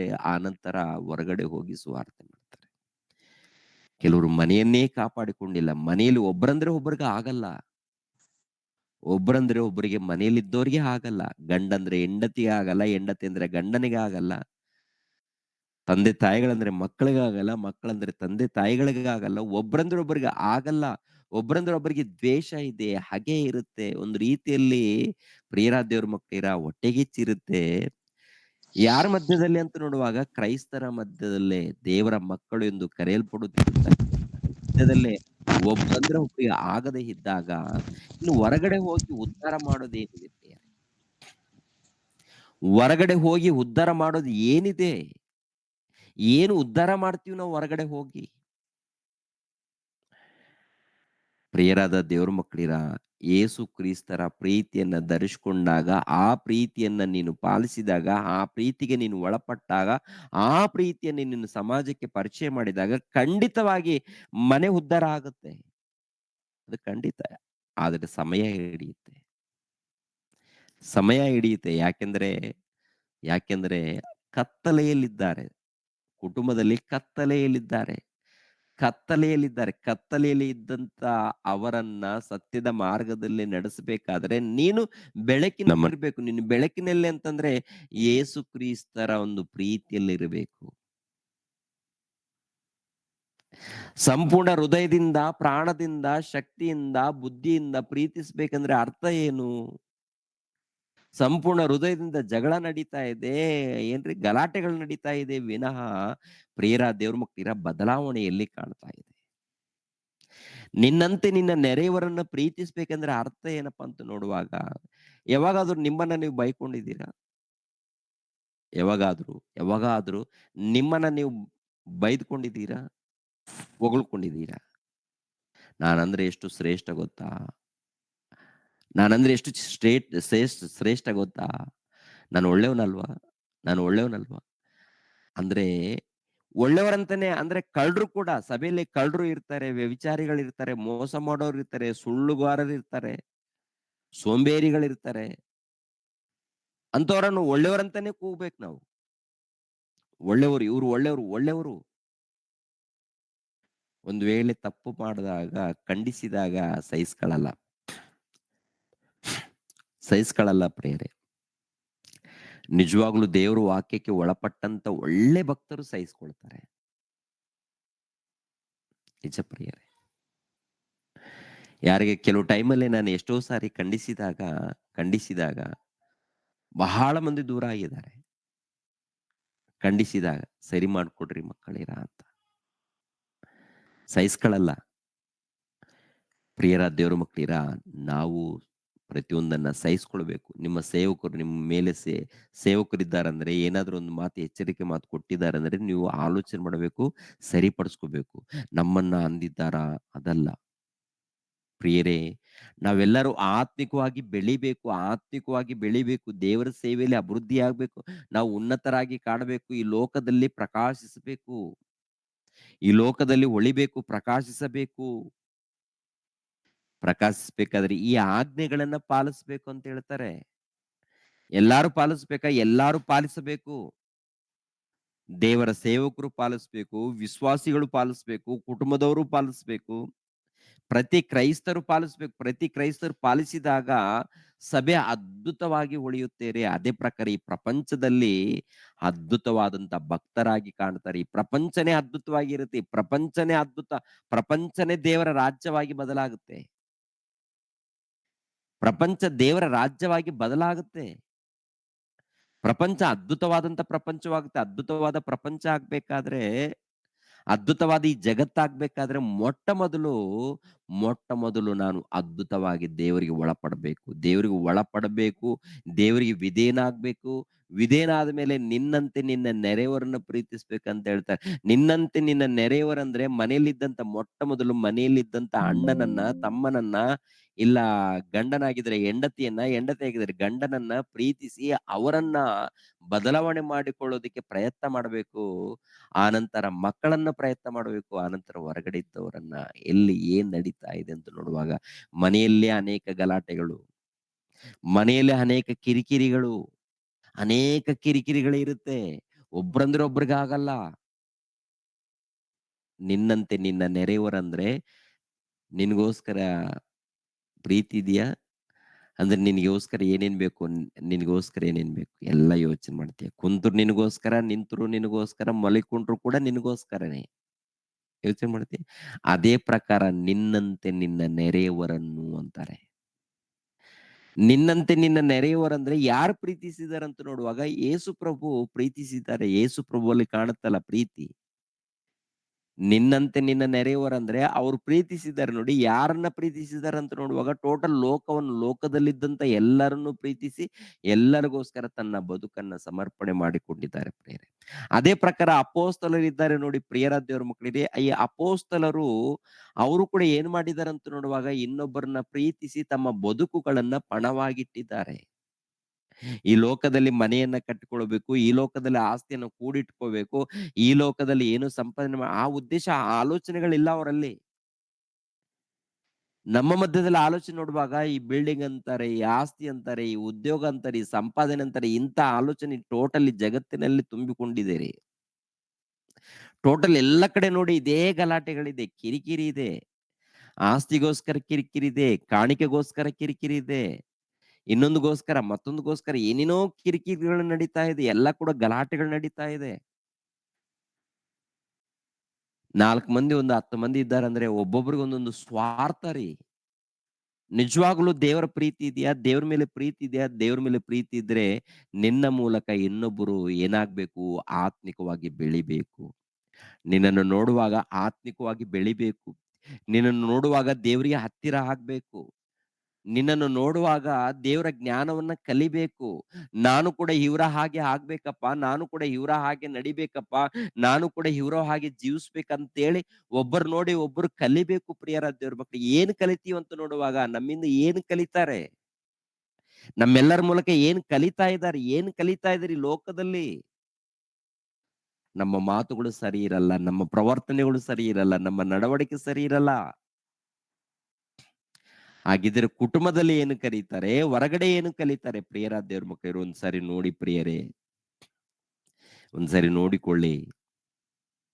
ಪ್ರಿಯರ ದೇವ್ರ ಮಕ್ಕಳಿರ, ನಮ್ಮನ್ನ ದೇವ್ರು ನೋಡ್ತಾ ಇದ್ದಾರೆ, ನಮ್ಮನ್ನ ದೇವ್ರು ನೋಡ್ತಾ ಇದ್ದಾರೆ, ನಮ್ಮನ್ನ ದೇವ್ರು ಗಮನಿಸ್ತಾ ಇದ್ದಾರೆ.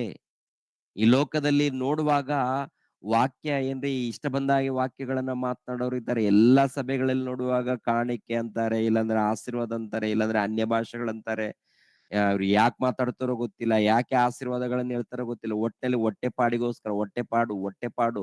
ಈ ಲೋಕದಲ್ಲಿ ನಾನು ಸುಖವಾಗಿ ಆನಂದವಾಗಿರ್ಬೇಕಂತ ಹೇಳ್ತಾರೆ. ಇದೆಲ್ಲ ಕೂಡ ತಾತ್ಕಾಲಿಕವಾದದ್ದು. ಇದೆಲ್ಲ ಕೂಡ ಕೇವಲ ತಾತ್ಕಾಲಿಕವಾದದ್ದು. ಚಿಕ್ಕದು ಇದು.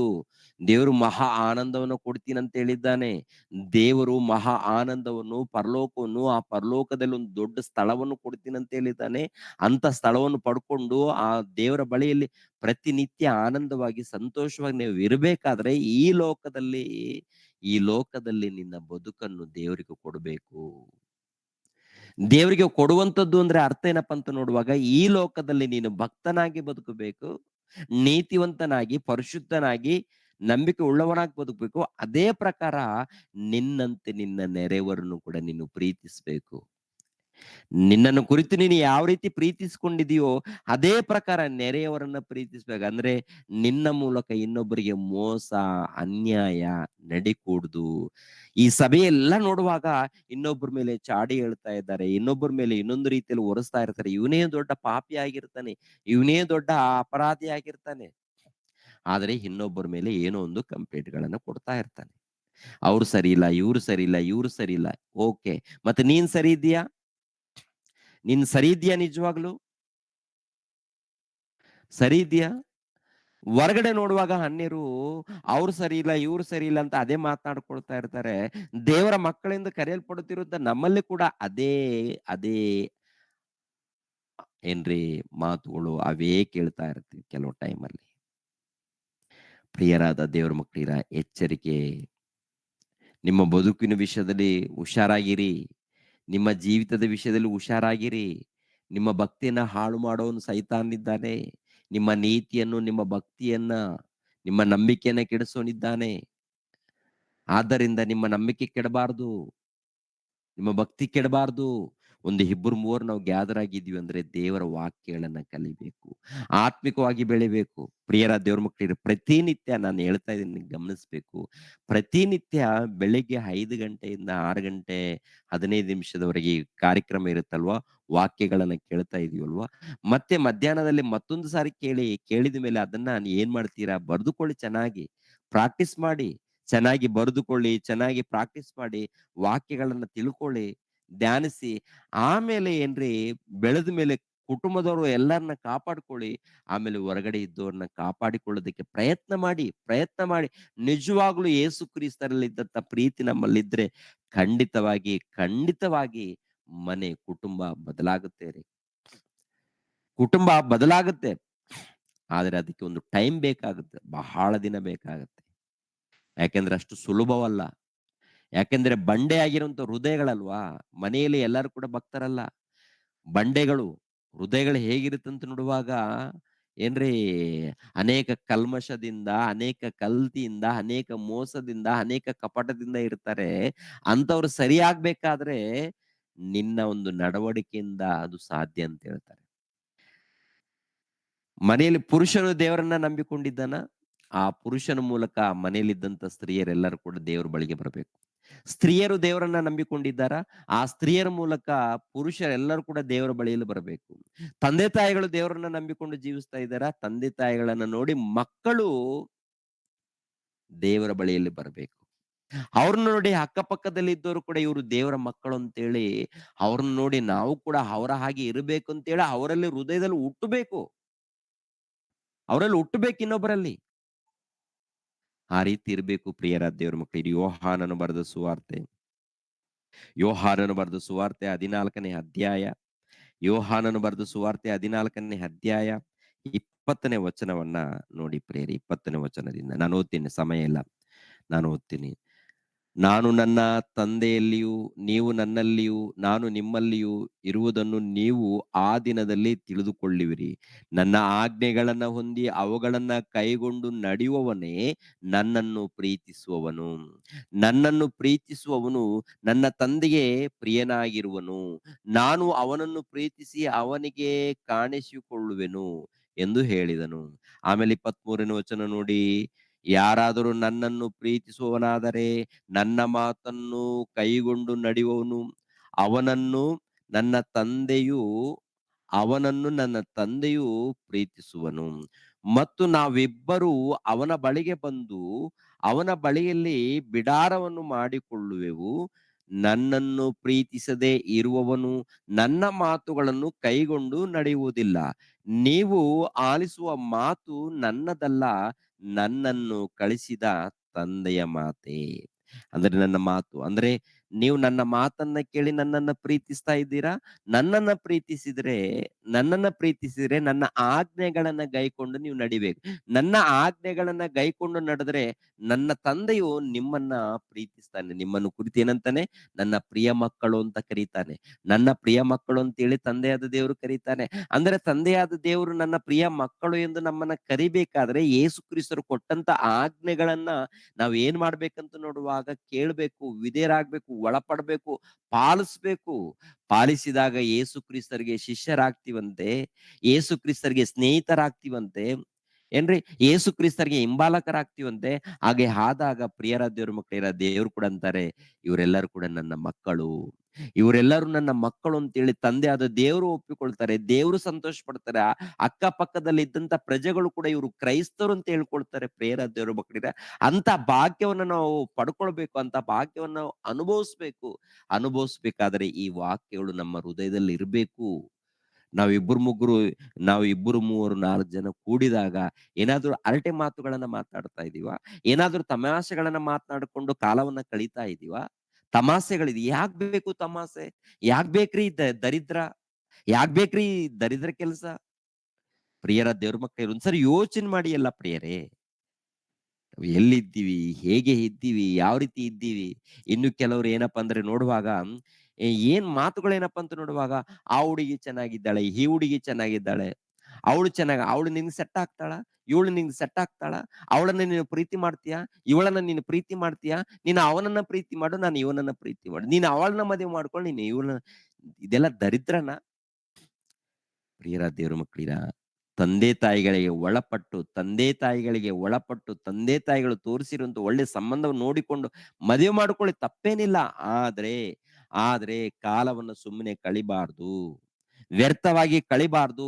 ಯವ್ವನ ಕಾಲ ಬಂದಿದಿ ಅಂದ್ರೆ ಯವ್ವನ ಕಾಲದಲ್ಲಿ ವಿದ್ದೀರಂತಂದ್ರೆ ಬೈಬಲ್ ಗ್ರಂಥವನ್ನ ಪ್ರತಿನಿತ್ಯ ಓದ್ಬೇಕು, ಧ್ಯಾನಿಸ್ಬೇಕು, ಪಾಲಿಸ್ಬೇಕು, ದೇವರ ನೊಗವನ್ನ ಹೊರಬೇಕಲ್ಲ. ಕೆಲಸ ಇದೆಯಲ್ಲ. ಯವ್ವನ ಕಾಲ ಇದ್ದಾಗ ದೇವರ ಸೇವೆಗೋಸ್ಕರ ಕಣಗಳು ಖರ್ಚಾಗ್ಬೇಕು. ದೇವರ ಸೇವೆಗೋಸ್ಕರ ಯವ್ವನ ಕಾಲದಲ್ಲಿ ಕಣಗಳು, ರಕ್ತದ ಹನಿ, ಬೆವರು ದೇವ್ರಿಗೋಸ್ಕರ ಖರ್ಚಾಗ್ಬೇಕು. ದೆವ್ವದಗೋಸ್ಕರ ಖರ್ಚಾಗ್ತದೆ ನೋಡ್ಕೊಳ್ಳಿ ಒಂದ್ಸಾರಿ. ಸೈತಾನನಿಗೋಸ್ಕರ ನಿಮ್ಮ ಬೆವರು, ನಿಮ್ಮ ರಕ್ತದ ಕಣಗಳು ಯಾರಿಗೋಸ್ಕರ ಖರ್ಚಾಗ್ತಾ ಇದೆ? ಪ್ರಿಯರ ದೇವ್ರ ಮಕ್ಕಳಿರಾ, ದೇವ್ರಿಗೋಸ್ಕರ ಖರ್ಚಾಗ್ತಾ ಇದೆಯಾ? ದೇವ್ರಿಗೋಸ್ಕರ ಖರ್ಚಾಗ್ಬೇಕಾದ್ರೆ ದೇವರ ಮನಸ್ಸನ್ನ ಅರ್ಥ ಮಾಡ್ಕೊಳ್ಬೇಕು.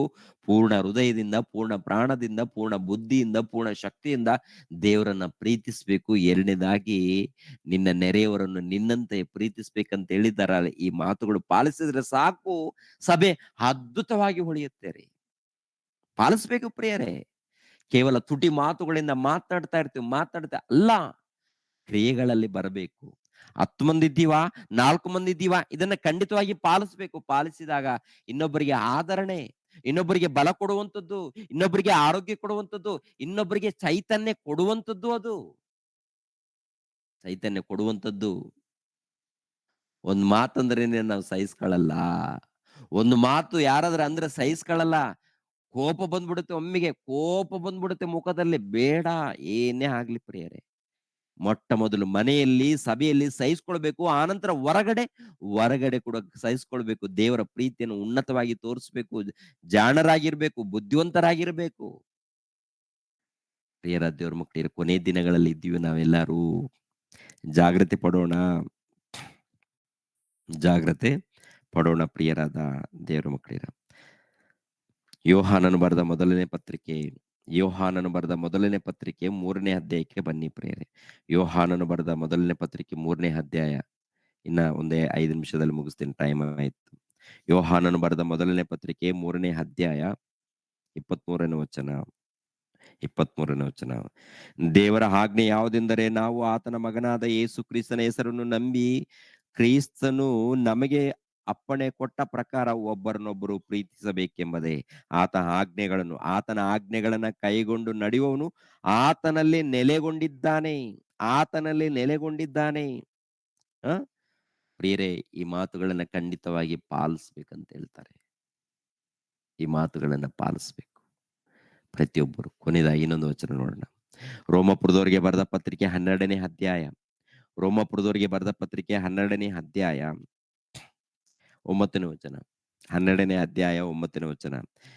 ನಿಮ್ಮ ಪ್ರೀತಿಯು ನಿಷ್ಕಪಟವಾಗಿರಲಿ. ನಿಮ್ಮ ಪ್ರೀತಿಯು ನಿಷ್ಕಪಟವಾಗಿರಲಿ. ಕೆಟ್ಟತನಕ್ಕೆ ಏಸಿಕೊಂಡು ಒಳ್ಳೆದನ್ನ ಬಿಗಿಯಾಗಿ ಹಿಡಿದುಕೊಳ್ಳಿರಿ. ಕ್ರೈಸ್ತ ಸಹೋದರರು ಅಣ್ಣ ತಮ್ಮಂದಿರೆಂದು ಒಬ್ಬರನ್ನೊಬ್ಬರು ಪ್ರೀತಿಸಿರಿ.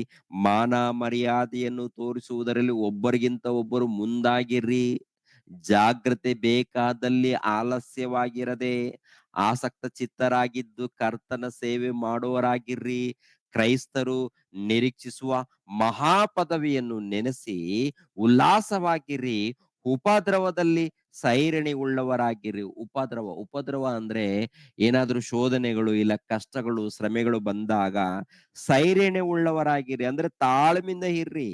ಬೇಸರಗೊಳ್ಳದೆ ಪ್ರಾರ್ಥನೆ ಮಾಡಿರಿ. ದೇವ ಜನರಿಗೆ ಕೊರತೆ ಬಂದಾಗ ಸಹಾಯ ಮಾಡಿರಿ. ಅತಿಥಿ ಸತ್ಕಾರ್ಯವನ್ನ ಅಭ್ಯಾಸಿಸಿರಿ. ನಿಮ್ಮನ್ನು ನಿಮ್ಮನ್ನು ಹಿಂಸಿಸುವವರಿಗೋಸ್ಕರ ಆಶೀರ್ವಾದ ಮಾಡಿರಿ. ಶಪಿಸದೆ ಆಶೀರ್ವದಿಸಿರಿ. ಸಂತೋಷ ಪಡುವವರ ಸಂಗಡ ಸಂತೋಷ ಪಡಿರಿ. ಅಳುವವರ ಸಂಗಡ ಅಳಿರಿ. ನಿಮ್ಮೊಳಗೆ ಏಕ ಮನಸ್ಸುಳ್ಳವರಾಗಿ ದೊಡ್ಡಸ್ತಿಕೆಯ ಮೇಲೆ ಮನಸ್ಸಿಡದೆ ದೀನರ ಸಂಗಡ ಬಳಕೆಯಾಗಿರಿ. ನಿಮ್ಮನ್ನು ನೀವೇ ಬುದ್ಧಿವಂತರೆಂದು ಎಣಿಸಿಕೊಳ್ಳಬೇಡಿರಿ. ಬುದ್ಧಿವಂತರಂತ ಹೇಳಿಕೊಳ್ಳಬೇಡ್ರಿ. ಅಂದ್ರೆ ಇವೆಲ್ಲ ಕೂಡ ನಾವು ಖಂಡಿತವಾಗಿ ಅಭ್ಯಾಸ ಮಾಡ್ಕೊಳ್ಬೇಕಂತ ಹೇಳ್ತಾರೆ. ಇವೆಲ್ಲ ಕೂಡ ಆಮೇಲೆ 17, ಯಾರಿಗೂ ಅಪಕಾರಕ್ಕೆ ಅಪಕಾರವನ್ನು ಮಾಡಬೇಡಿರಿ. ಅಂದ್ರೆ ಯಾರಾದ್ರೂ ಅಪಕಾರ ಮಾಡಿದಾರೆ ಅಂದ್ರೆ ಅವ್ರ ಹೃದಯದಲ್ಲಿ ಫಿಕ್ಸ್ ಆಗಿರ್ತಾರೆ.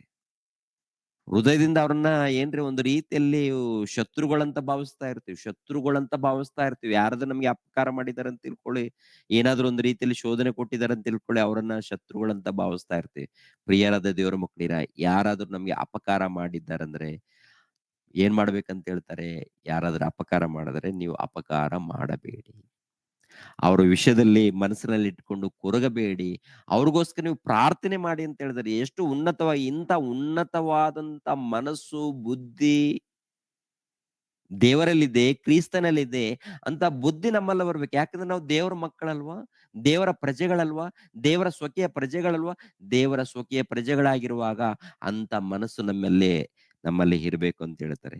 ಯಾರಿಗೂ ಅಪಕಾರಕ್ಕೆ ಅಪಕಾರವನ್ನು ಮಾಡಬೇಡಿರಿ. ಎಲ್ಲರ ದೃಷ್ಟಿಯಲ್ಲಿ ಯಾವುದು ಗೌರವವಾದದ್ದು ಅದನ್ನೇ ಯೋಚಿಸಿ ಸಾಧಿಸಿರಿ. ಸಾಧ್ಯವಾದರೆ ನಿಮ್ಮಿಂದಾಗುವ ಮಟ್ಟಿಗೆ ಎಲ್ಲರ ಸಂಗಡ ಸಮಾಧಾನದಿಂದಿರಿ. ಪ್ರಿಯರೇ, ನೀವೇ ಮುಯ್ಯಿಗೆ ಮುಯ್ಯಿ ತೀರಿಸದೆ ಶಿಕ್ಷಿಸುವುದನ್ನು ದೇವರಿಗೆ ಬಿಡಿರಿ. ಯಾಕೆಂದರೆ ಮುಯ್ಯಿಗೆ ಮುಯ್ಯಿ ತೀರಿಸುವುದು ನನ್ನ ಕೆಲಸ. ನಾನೇ ಪ್ರತಿಫಲವನ್ನು ಕೊಡುತ್ತೇನೆ ಎಂದು ಕರ್ತನು ಹೇಳುತ್ತಾನೆಂಬುದಾಗಿ ಬರೆದ. ಹಾಗಾದರೆ ನಿನ್ನ ವೈರಿ ಹಸಿದಿದ್ದರೆ ಅವನಿಗೆ ಊಟಕ್ಕೆ ಬಡಿಸು. ಬಾಯಾರಿದ್ದರೆ ಕುಡಿಯುವುದಕ್ಕೆ ಕೊಡು. ಹೀಗೆ ಮಾಡುವುದರಿಂದ ಅವನ ತಲೆಯ ಮೇಲೆ ಕೆಂಡಗಳನ್ನ ಕೂಡಿಸಿಟ್ಟಂತಾಗುವುದು. ಕೆಟ್ಟತನಕ್ಕೆ ಸೋತು ಹೋಗದೆ ಒಳ್ಳೆತನದಿಂದ ಕೆಟ್ಟತನವನ್ನ ಸೋಲಿಸ್ಬೇಕು. ಇದು ಯೇಸು ಕ್ರಿಸ್ತರ ಜ್ಞಾನ, ಪ್ರೀತಿ. ಅವೆಲ್ಲ ಕೂಡ ಯೇಸು ಕ್ರಿಸ್ತರಲ್ಲಿರುವಂತ ಗುಣಗಳು ನಾವು ಧರಿಸ್ಕೊಳ್ಬೇಕು. ಪ್ರತಿಯೊಬ್ಬರು, ಸ್ತ್ರೀಯರು, ಪುರುಷರು, ಯುವಕರು, ಚಿಕ್ಕ ಮಕ್ಕಳು ಪ್ರತಿಯೊಬ್ಬರು ಬೆಳಿಬೇಕು. ಅವರೇ ಸರಿ ಇಲ್ಲ, ಇವರೇ ಸರಿ, ಬಿಟ್ಬಿಡ್ಬೇಕು. ಅದೆಲ್ಲ ಬೇಡ. ಅದು ದರಿದ್ರ, ಅದು ದೊಡ್ಡ ದರಿದ್ರ. ಅವ್ರು ಹೇಗಿದ್ರೆ ನಿನಗಾಕಿ, ಇವ್ರು ಹೇಗಿದ್ರೆ ನಿನ್ಗೆ ನೀನ್ ಪಾಲಿಸು. ನೀನು ಪಾಲ್ಸಮ್ಮ, ನೀನು ಪಾಲ್ಸಯ್ಯ. ಪ್ರತಿಯೊಬ್ಬರು ಪಾಲಿಸ್ಬೇಕು. ದೇವ್ರು ಹೇಳ್ತಾರೆ ಪ್ರತಿಯೊಬ್ಬರು ಪಾಲಿಸ್ಬೇಕು. ಯಾರನ್ನು ನೋಡಕ್ ಹೋಗ್ಬೇಡಿ. ಯಾರ ಬಗ್ಗೆ ಬೇಡ. ಎಲ್ಲರಿಗೋಸ್ಕರ ಪ್ರಾರ್ಥನೆ ಮಾಡೋಣ. ನಾನು ಭಕ್ತಿಯಲ್ಲಿ ಇದ್ದೀನ ಇಲ್ವಾ? ಭಕ್ತಿಯಲ್ಲಿ ಇಲ್ಲ ಅಂದ್ರೆ ಬೆಳೆಯೋಣ. ಭಕ್ತಿಯಲ್ಲಿ ಇದ್ದೀನೋ ಇಲ್ವೋ ನನ್ನ ಹೃದಯಕ್ಕೆ ಚೆನ್ನಾಗಿ ಗೊತ್ತಾಗುತ್ತೆ.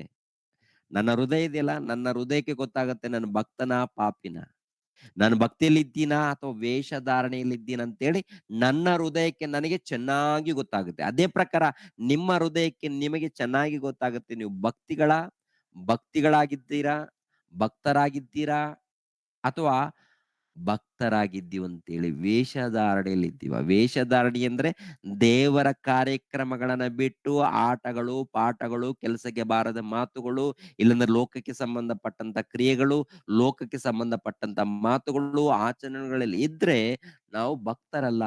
ಭಕ್ತರ ಮುಸುಕಿನಲ್ಲಿ ದುಷ್ಟರಾಗಿರ್ತೀವಿ. ಅದಕ್ಕೆ ಪ್ರಿಯರ ದೇವರ ಮಕ್ಕಳಿಗೆ ದೇವರು ಕೊಟ್ಟಂತ ಈ ಆಜ್ಞೆಗಳನ್ನ ಪಾಲಿಸಿದರೆ ನೀನೂ ಅದ್ಭುತ. ಈ ಆಜ್ಞೆಗಳನ್ನ ಪಾಲಿಸಿದರೆ ನಿನ್ನ ಕುಟುಂಬದಲ್ಲಿ ಎಲ್ಲರೂ ಪಾಲಿಸಿದರೆ ಆ ಕುಟುಂಬನೇ ಅದ್ಭುತ. ಆ ಕುಟುಂಬ ನೋಹಾನನ ಹಾಗೆ, ಆ ಕುಟುಂಬ ಅಬ್ರಹಾಮನ ಹಾಗೆ, ಆ ಕುಟುಂಬ ಯೋಸೇಫನ ಹಾಗೆ, ಆ ಕುಟುಂಬ ದಾವೀದನ ಹಾಗೆ, ಆ ಕುಟುಂಬ ಮೋಶೆಯ ಹಾಗೆ, ಆ ಕುಟುಂಬ ಭಕ್ತರ ಹಾಗೆ, ಪೇತ್ರನ ಹಾಗೆ, ಅಪೋಸ್ತಲರ ಹಾಗೆ ಇರುತ್ತೆ. ಹಾಗೆ ನಾವು ಕೂಡ ಕಾಣಬೇಕಾದ್ರೆ ನಾನೂ ಭಕ್ತನಾಗಿರ್ಬೇಕು, ನನ್ನ ಕುಟುಂಬ ಭಕ್ತರಾಗಿರ್ಬೇಕು. ಅದೇ ಪ್ರಕಾರ ಸಭೆಯಲ್ಲಿದ್ದವರು ಎಲ್ಲರೂ ಕೂಡ ಭಕ್ತರಾಗಿ ನಮ್ಮ ಸಭೆ ದೇವರ ಸಭೆ, ಈ ದೇವರ ಸಭೆ ಈ ಪ್ರಪಂಚ ದೇಶದಲ್ಲಿ ಅದ್ಭುತವಾಗಿ ಒಳಿಬೇಕು, ಪ್ರಕಾಶಿಸಬೇಕು. ನಿಮ್ಮ ಹೃದಯದಲ್ಲಿ, ನಿಮ್ಮ ಕ್ರಿಯೆಗಳಲ್ಲಿ, ಪ್ರತಿ ಒಬ್ಬರಲ್ಲಿ ದೇವರ ವಾಕ್ಯಗಳು ಪ್ರಕಾಶಿಸಬೇಕು. ಕೆಟ್ಟದಿರಬಾರದು, ಕೆಟ್ಟದು ಇರಕೂಡದು. ವಾಕ್ಯದ ಮೂಲಕ ಸಂಪೂರ್ಣವಾಗಿ ಸಾಯಿಸಿ ದೇವರ ಜ್ಞಾನವನ್ನು ಪ್ರಕಾಶಿಸಿ ಪ್ರಿಯರೇ. ಓಕೆನಾ? ದೇವರು ನಿಮ್ಮನ್ನು ನನ್ನನ್ನು ಆಶೀರ್ವದಿಸಲಿ. ಎಲ್ಲರೂ ತಲೆಬಾಗಿಸಿರಿ, ಪ್ರಾರ್ಥನೆ ಮಾಡಿ ನಾನು ಮುಗಿಸ್ತೇನೆ. ನಮ್ಮನ್ನು ಬಹಳವಾಗಿ ಪ್ರೀತಿಸುವಂತ ನಮ್ಮ ತಂದೆಯ ದೇವರೇ, ವಂದನೆಗಳು, ಸ್ತೋತ್ರಗಳು, ಕೃತಜ್ಞತೆಗಳು ತಂದೆ. ಹೌದು ತಂದೆ, ನಿಮ್ಮ ಮಾತುಗಳನ್ನು ಸಂಪೂರ್ಣ ಹೃದಯದಿಂದ ಪ್ರೀತಿಸ್ಬೇಕು, ನಿಮ್ಮನ್ನು ಪ್ರೀತಿಸ್ಬೇಕು. ನಿಮ್ಮನ್ನು ಪ್ರೀತಿಸಿದ್ರೆ ಈ ಜೀವಿತದಲ್ಲಿ ಕ್ರಿಯೆಗಳನ್ನು ತೋರಿಸ್ಬೇಕು. ನರ ನರಗಳಲ್ಲಿ, ಕಣ ಕಣಗಳಲ್ಲಿ ತಂದೆಯ ದೇವರೇ ನಿಮಗೆ ಸ್ಥಾನ ಕೊಡಬೇಕು. ನಿಮಗೆ ಸ್ಥಾನ ಕೊಟ್ಟು ಭಯ ಭಕ್ತಿಯಿಂದ ಜೀವಿಸ್ಬೇಕು.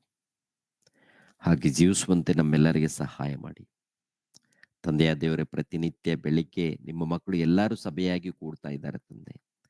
ಯುವಕರು ಇದ್ದಾರೆ, ಹಿರಿಯರು ಇದ್ದಾರೆ, ಚಿಕ್ಕ ಮಕ್ಕಳು ಇದ್ದಾರೆ ತಂದೆ. ಎಲ್ಲರನ್ನು ಬಲಪಡಿಸಿ ಜ್ಞಾನದಲ್ಲಿ ಬೆಳೆಸಿ ತಂದೆ. ಪ್ರತಿಯೊಬ್ಬರು ನಿಮ್ಮ ಮಕ್ಕಳಾಗಿ ಒಳ್ಳೆಯವರಾಗಿ ಜೀವಿಸಬೇಕು. ಹಾಗೆ ಬೆಳೆಯುವಂತೆ ನಮ್ಮೆಲ್ಲರನ್ನೂ ಕಾಪಾಡಿ ತಂದೆ, ಎಲ್ಲರನ್ನೂ ಬೆಳೆಸಿ ತಂದೆ. ಅದೇ ರೀತಿಯಲ್ಲಿ ಪ್ರತಿನಿತ್ಯ ಬೆಳಿಗ್ಗೆ ತಂದೆಯ ದೇವರೇ ನಿಮ್ಮ ಮಗಳು ಕಷ್ಟಪಟ್ಟು ಪ್ರಯಾಸಪಟ್ಟು ಎಲ್ಲರನ್ನು ಸೇರಿಸ್ತಾ ಇರುವಂತ ನಿಮ್ಮ ಮಗಳನ್ನು ಆಶೀರ್ವದಿಸಿ, ಅದೇ ರೀತಿಯಲ್ಲಿ ತಂದೆಯ ದೇವರೇ ಮನೋಜ್ಗೋಸ್ಕರ, ಇಮಾನುವೇಲ್ ರವ್ರಿಗೋಸ್ಕರ, ಆಂಜನೇಯಲ್ ರವ್ರಿಗೋಸ್ಕರ, ಅದೇ ರೀತಿಯಲ್ಲಿ ಜೋಯಲ್ ನಾರಾಯಣ್ ರವ್ರಿಗೋಸ್ಕರ, ವಿಲ್ಸನ್ಗೋಸ್ಕರ, ನವೀನ್ಗೋಸ್ಕರ, ಜ್ಞಾನರಾಜ್ಗೋಸ್ಕರ, ಪುಟ್ಟರಾಜ್ಗೋಸ್ಕರ, ಇವರೆಲ್ಲ ನಿಮ್ಮ ಮಕ್ಕಳಿಗೋಸ್ಕರ ನಾನು ಪ್ರಾರ್ಥಿಸ್ತಾ ಇದ್ದೀನಿ ತಂದೆಯ ದೇವರೇ. ಎಲ್ಲರನ್ನು ಹೆಸರುಗಳಿಂದ ಆಶೀರ್ವದಿಸಿ ನಿಮ್ಮ ಜ್ಞಾನದಲ್ಲಿ ಬೆಳೆಸಿ, ಅದೇ ರೀತಿಯಲ್ಲಿ ದೀಕ್ಷಿತ್ಗೋಸ್ಕರನು ಪ್ರಾರ್ಥಿಸ್ತಾ ಇದ್ದೀನಿ ತಂದೆಯ ದೇವರೇ. ಪ್ರತಿನಿತ್ಯ ಶ್ರದ್ಧೆಯಿಂದ ಕೆಲಸ ಮಾಡುವಂತ ಮಗನನ್ನು ಆಶೀರ್ವದಿಸಿ ನಿಮ್ಮ ಜ್ಞಾನದಲ್ಲಿ ಬೆಳೆಸಿ ತಂದೆ. ಇನ್ನು ಹೆಚ್ಚಾಗಿ ನಿಮ್ಮ ಸೇವೆ ಮಾಡುವಂತೆ ಸಹಾಯ ಮಾಡಿ ತಂದೆ. ಎಲ್ಲಾ ನಿಮ್ಮ ಮಕ್ಕಳು ತಂದೆ ನಿಮ್ಮ ವಾಕ್ಯಕ್ಕೆ ವಿಧೇಯರಾಗಬೇಕು, ನಿಮ್ಮ ಜ್ಞಾನದಲ್ಲಿ ಬೆಳಿಬೇಕು, ನಿಮ್ಗೋಸ್ಕರ ಪ್ರಯಾಸ ಪಡಬೇಕು, ನಿಮ್ಮ ಪ್ರೀತಿಯನ್ನು ಉನ್ನತವಾಗಿ ಪರಿಚಯ ಮಾಡಬೇಕು. ಹಾಗೆ ಪರಿಚಯ ಮಾಡೋದಕ್ಕೆ ನಮ್ಮೆಲ್ಲರಿಗೆ ಸಹಾಯ ಮಾಡಿ. ಈ ಲೋಕದಲ್ಲಿ ಎಷ್ಟು ಕಾಲ ಇರ್ತೀವೋ ಅಷ್ಟು ಕಾಲದವರೆಗೆ ತಂದೆ ಯಥಾರ್ಥವಾಗಿ ನಿಮ್ಮನ್ನ ಪ್ರೀತಿಸಿ ನಿಮ್ಮ ಪ್ರೀತಿಯ ಜ್ಞಾನವನ್ನು ಅನೇಕರಿಗೆ ಸಾರುವಂತೆ, ಅನೇಕರಿಗೆ ತಲುಪಿಸುವಂತೆ ನಮ್ಮೆಲ್ಲರಿಗೆ ಸಹಾಯ ಮಾಡಿ ತಂದೆಯ ದೇವರೇ. ಎಲ್ಲರನ್ನು ಬಲಪಡಿಸಿ, ಎಲ್ಲರಿಗೂ ಒಳ್ಳೆ ಆರೋಗ್ಯವನ್ನು, ಬಲವನ್ನು, ಜ್ಞಾನವನ್ನು, ಆರ್ಥಿಕ ಸಹಾಯವನ್ನು ಪ್ರತಿಯೊಂದನ್ನು ದಯಪಾಲಿಸಿ. ಎಲ್ಲಾ ಕುಟುಂಬಗಳನ್ನು ಬಲಪಡಿಸಿ, ಸಭೆಯಲ್ಲಿದ್ದಂತೆ ಎಲ್ಲಾ ನಿಮ್ಮ ಮಕ್ಕಳನ್ನು ಆಶೀರ್ವದಿಸಿ ಯೇಸು ಪವಿತ್ರ ನಾಮದಲ್ಲಿ ಬೇಡ್ತಾ ಇದ್ದೀನಪ್ಪ ತಂದೆಯೇ. ನಮ್ಮ ತಂದೆಯಾದ ದೇವರ ಪ್ರೀತಿಯು, ನಮ್ಮ ರಕ್ಷಕನಾದ ಯೇಸು ಕ್ರಿಸ್ತರ ಕೃಪೆಯು, ಪವಿತ್ರಾತ್ಮರ ಅನ್ಯೋನ್ಯ ಸಹವಾಸವು ಸದಾಕಾಲ ದೇವರು ಜೊತೆಯಾಗಿದ್ದು ನಡೆಸಲಿ. ಆಮೇನ್. ಎಲ್ಲರಿಗೂ ವಂದನೆಗಳು.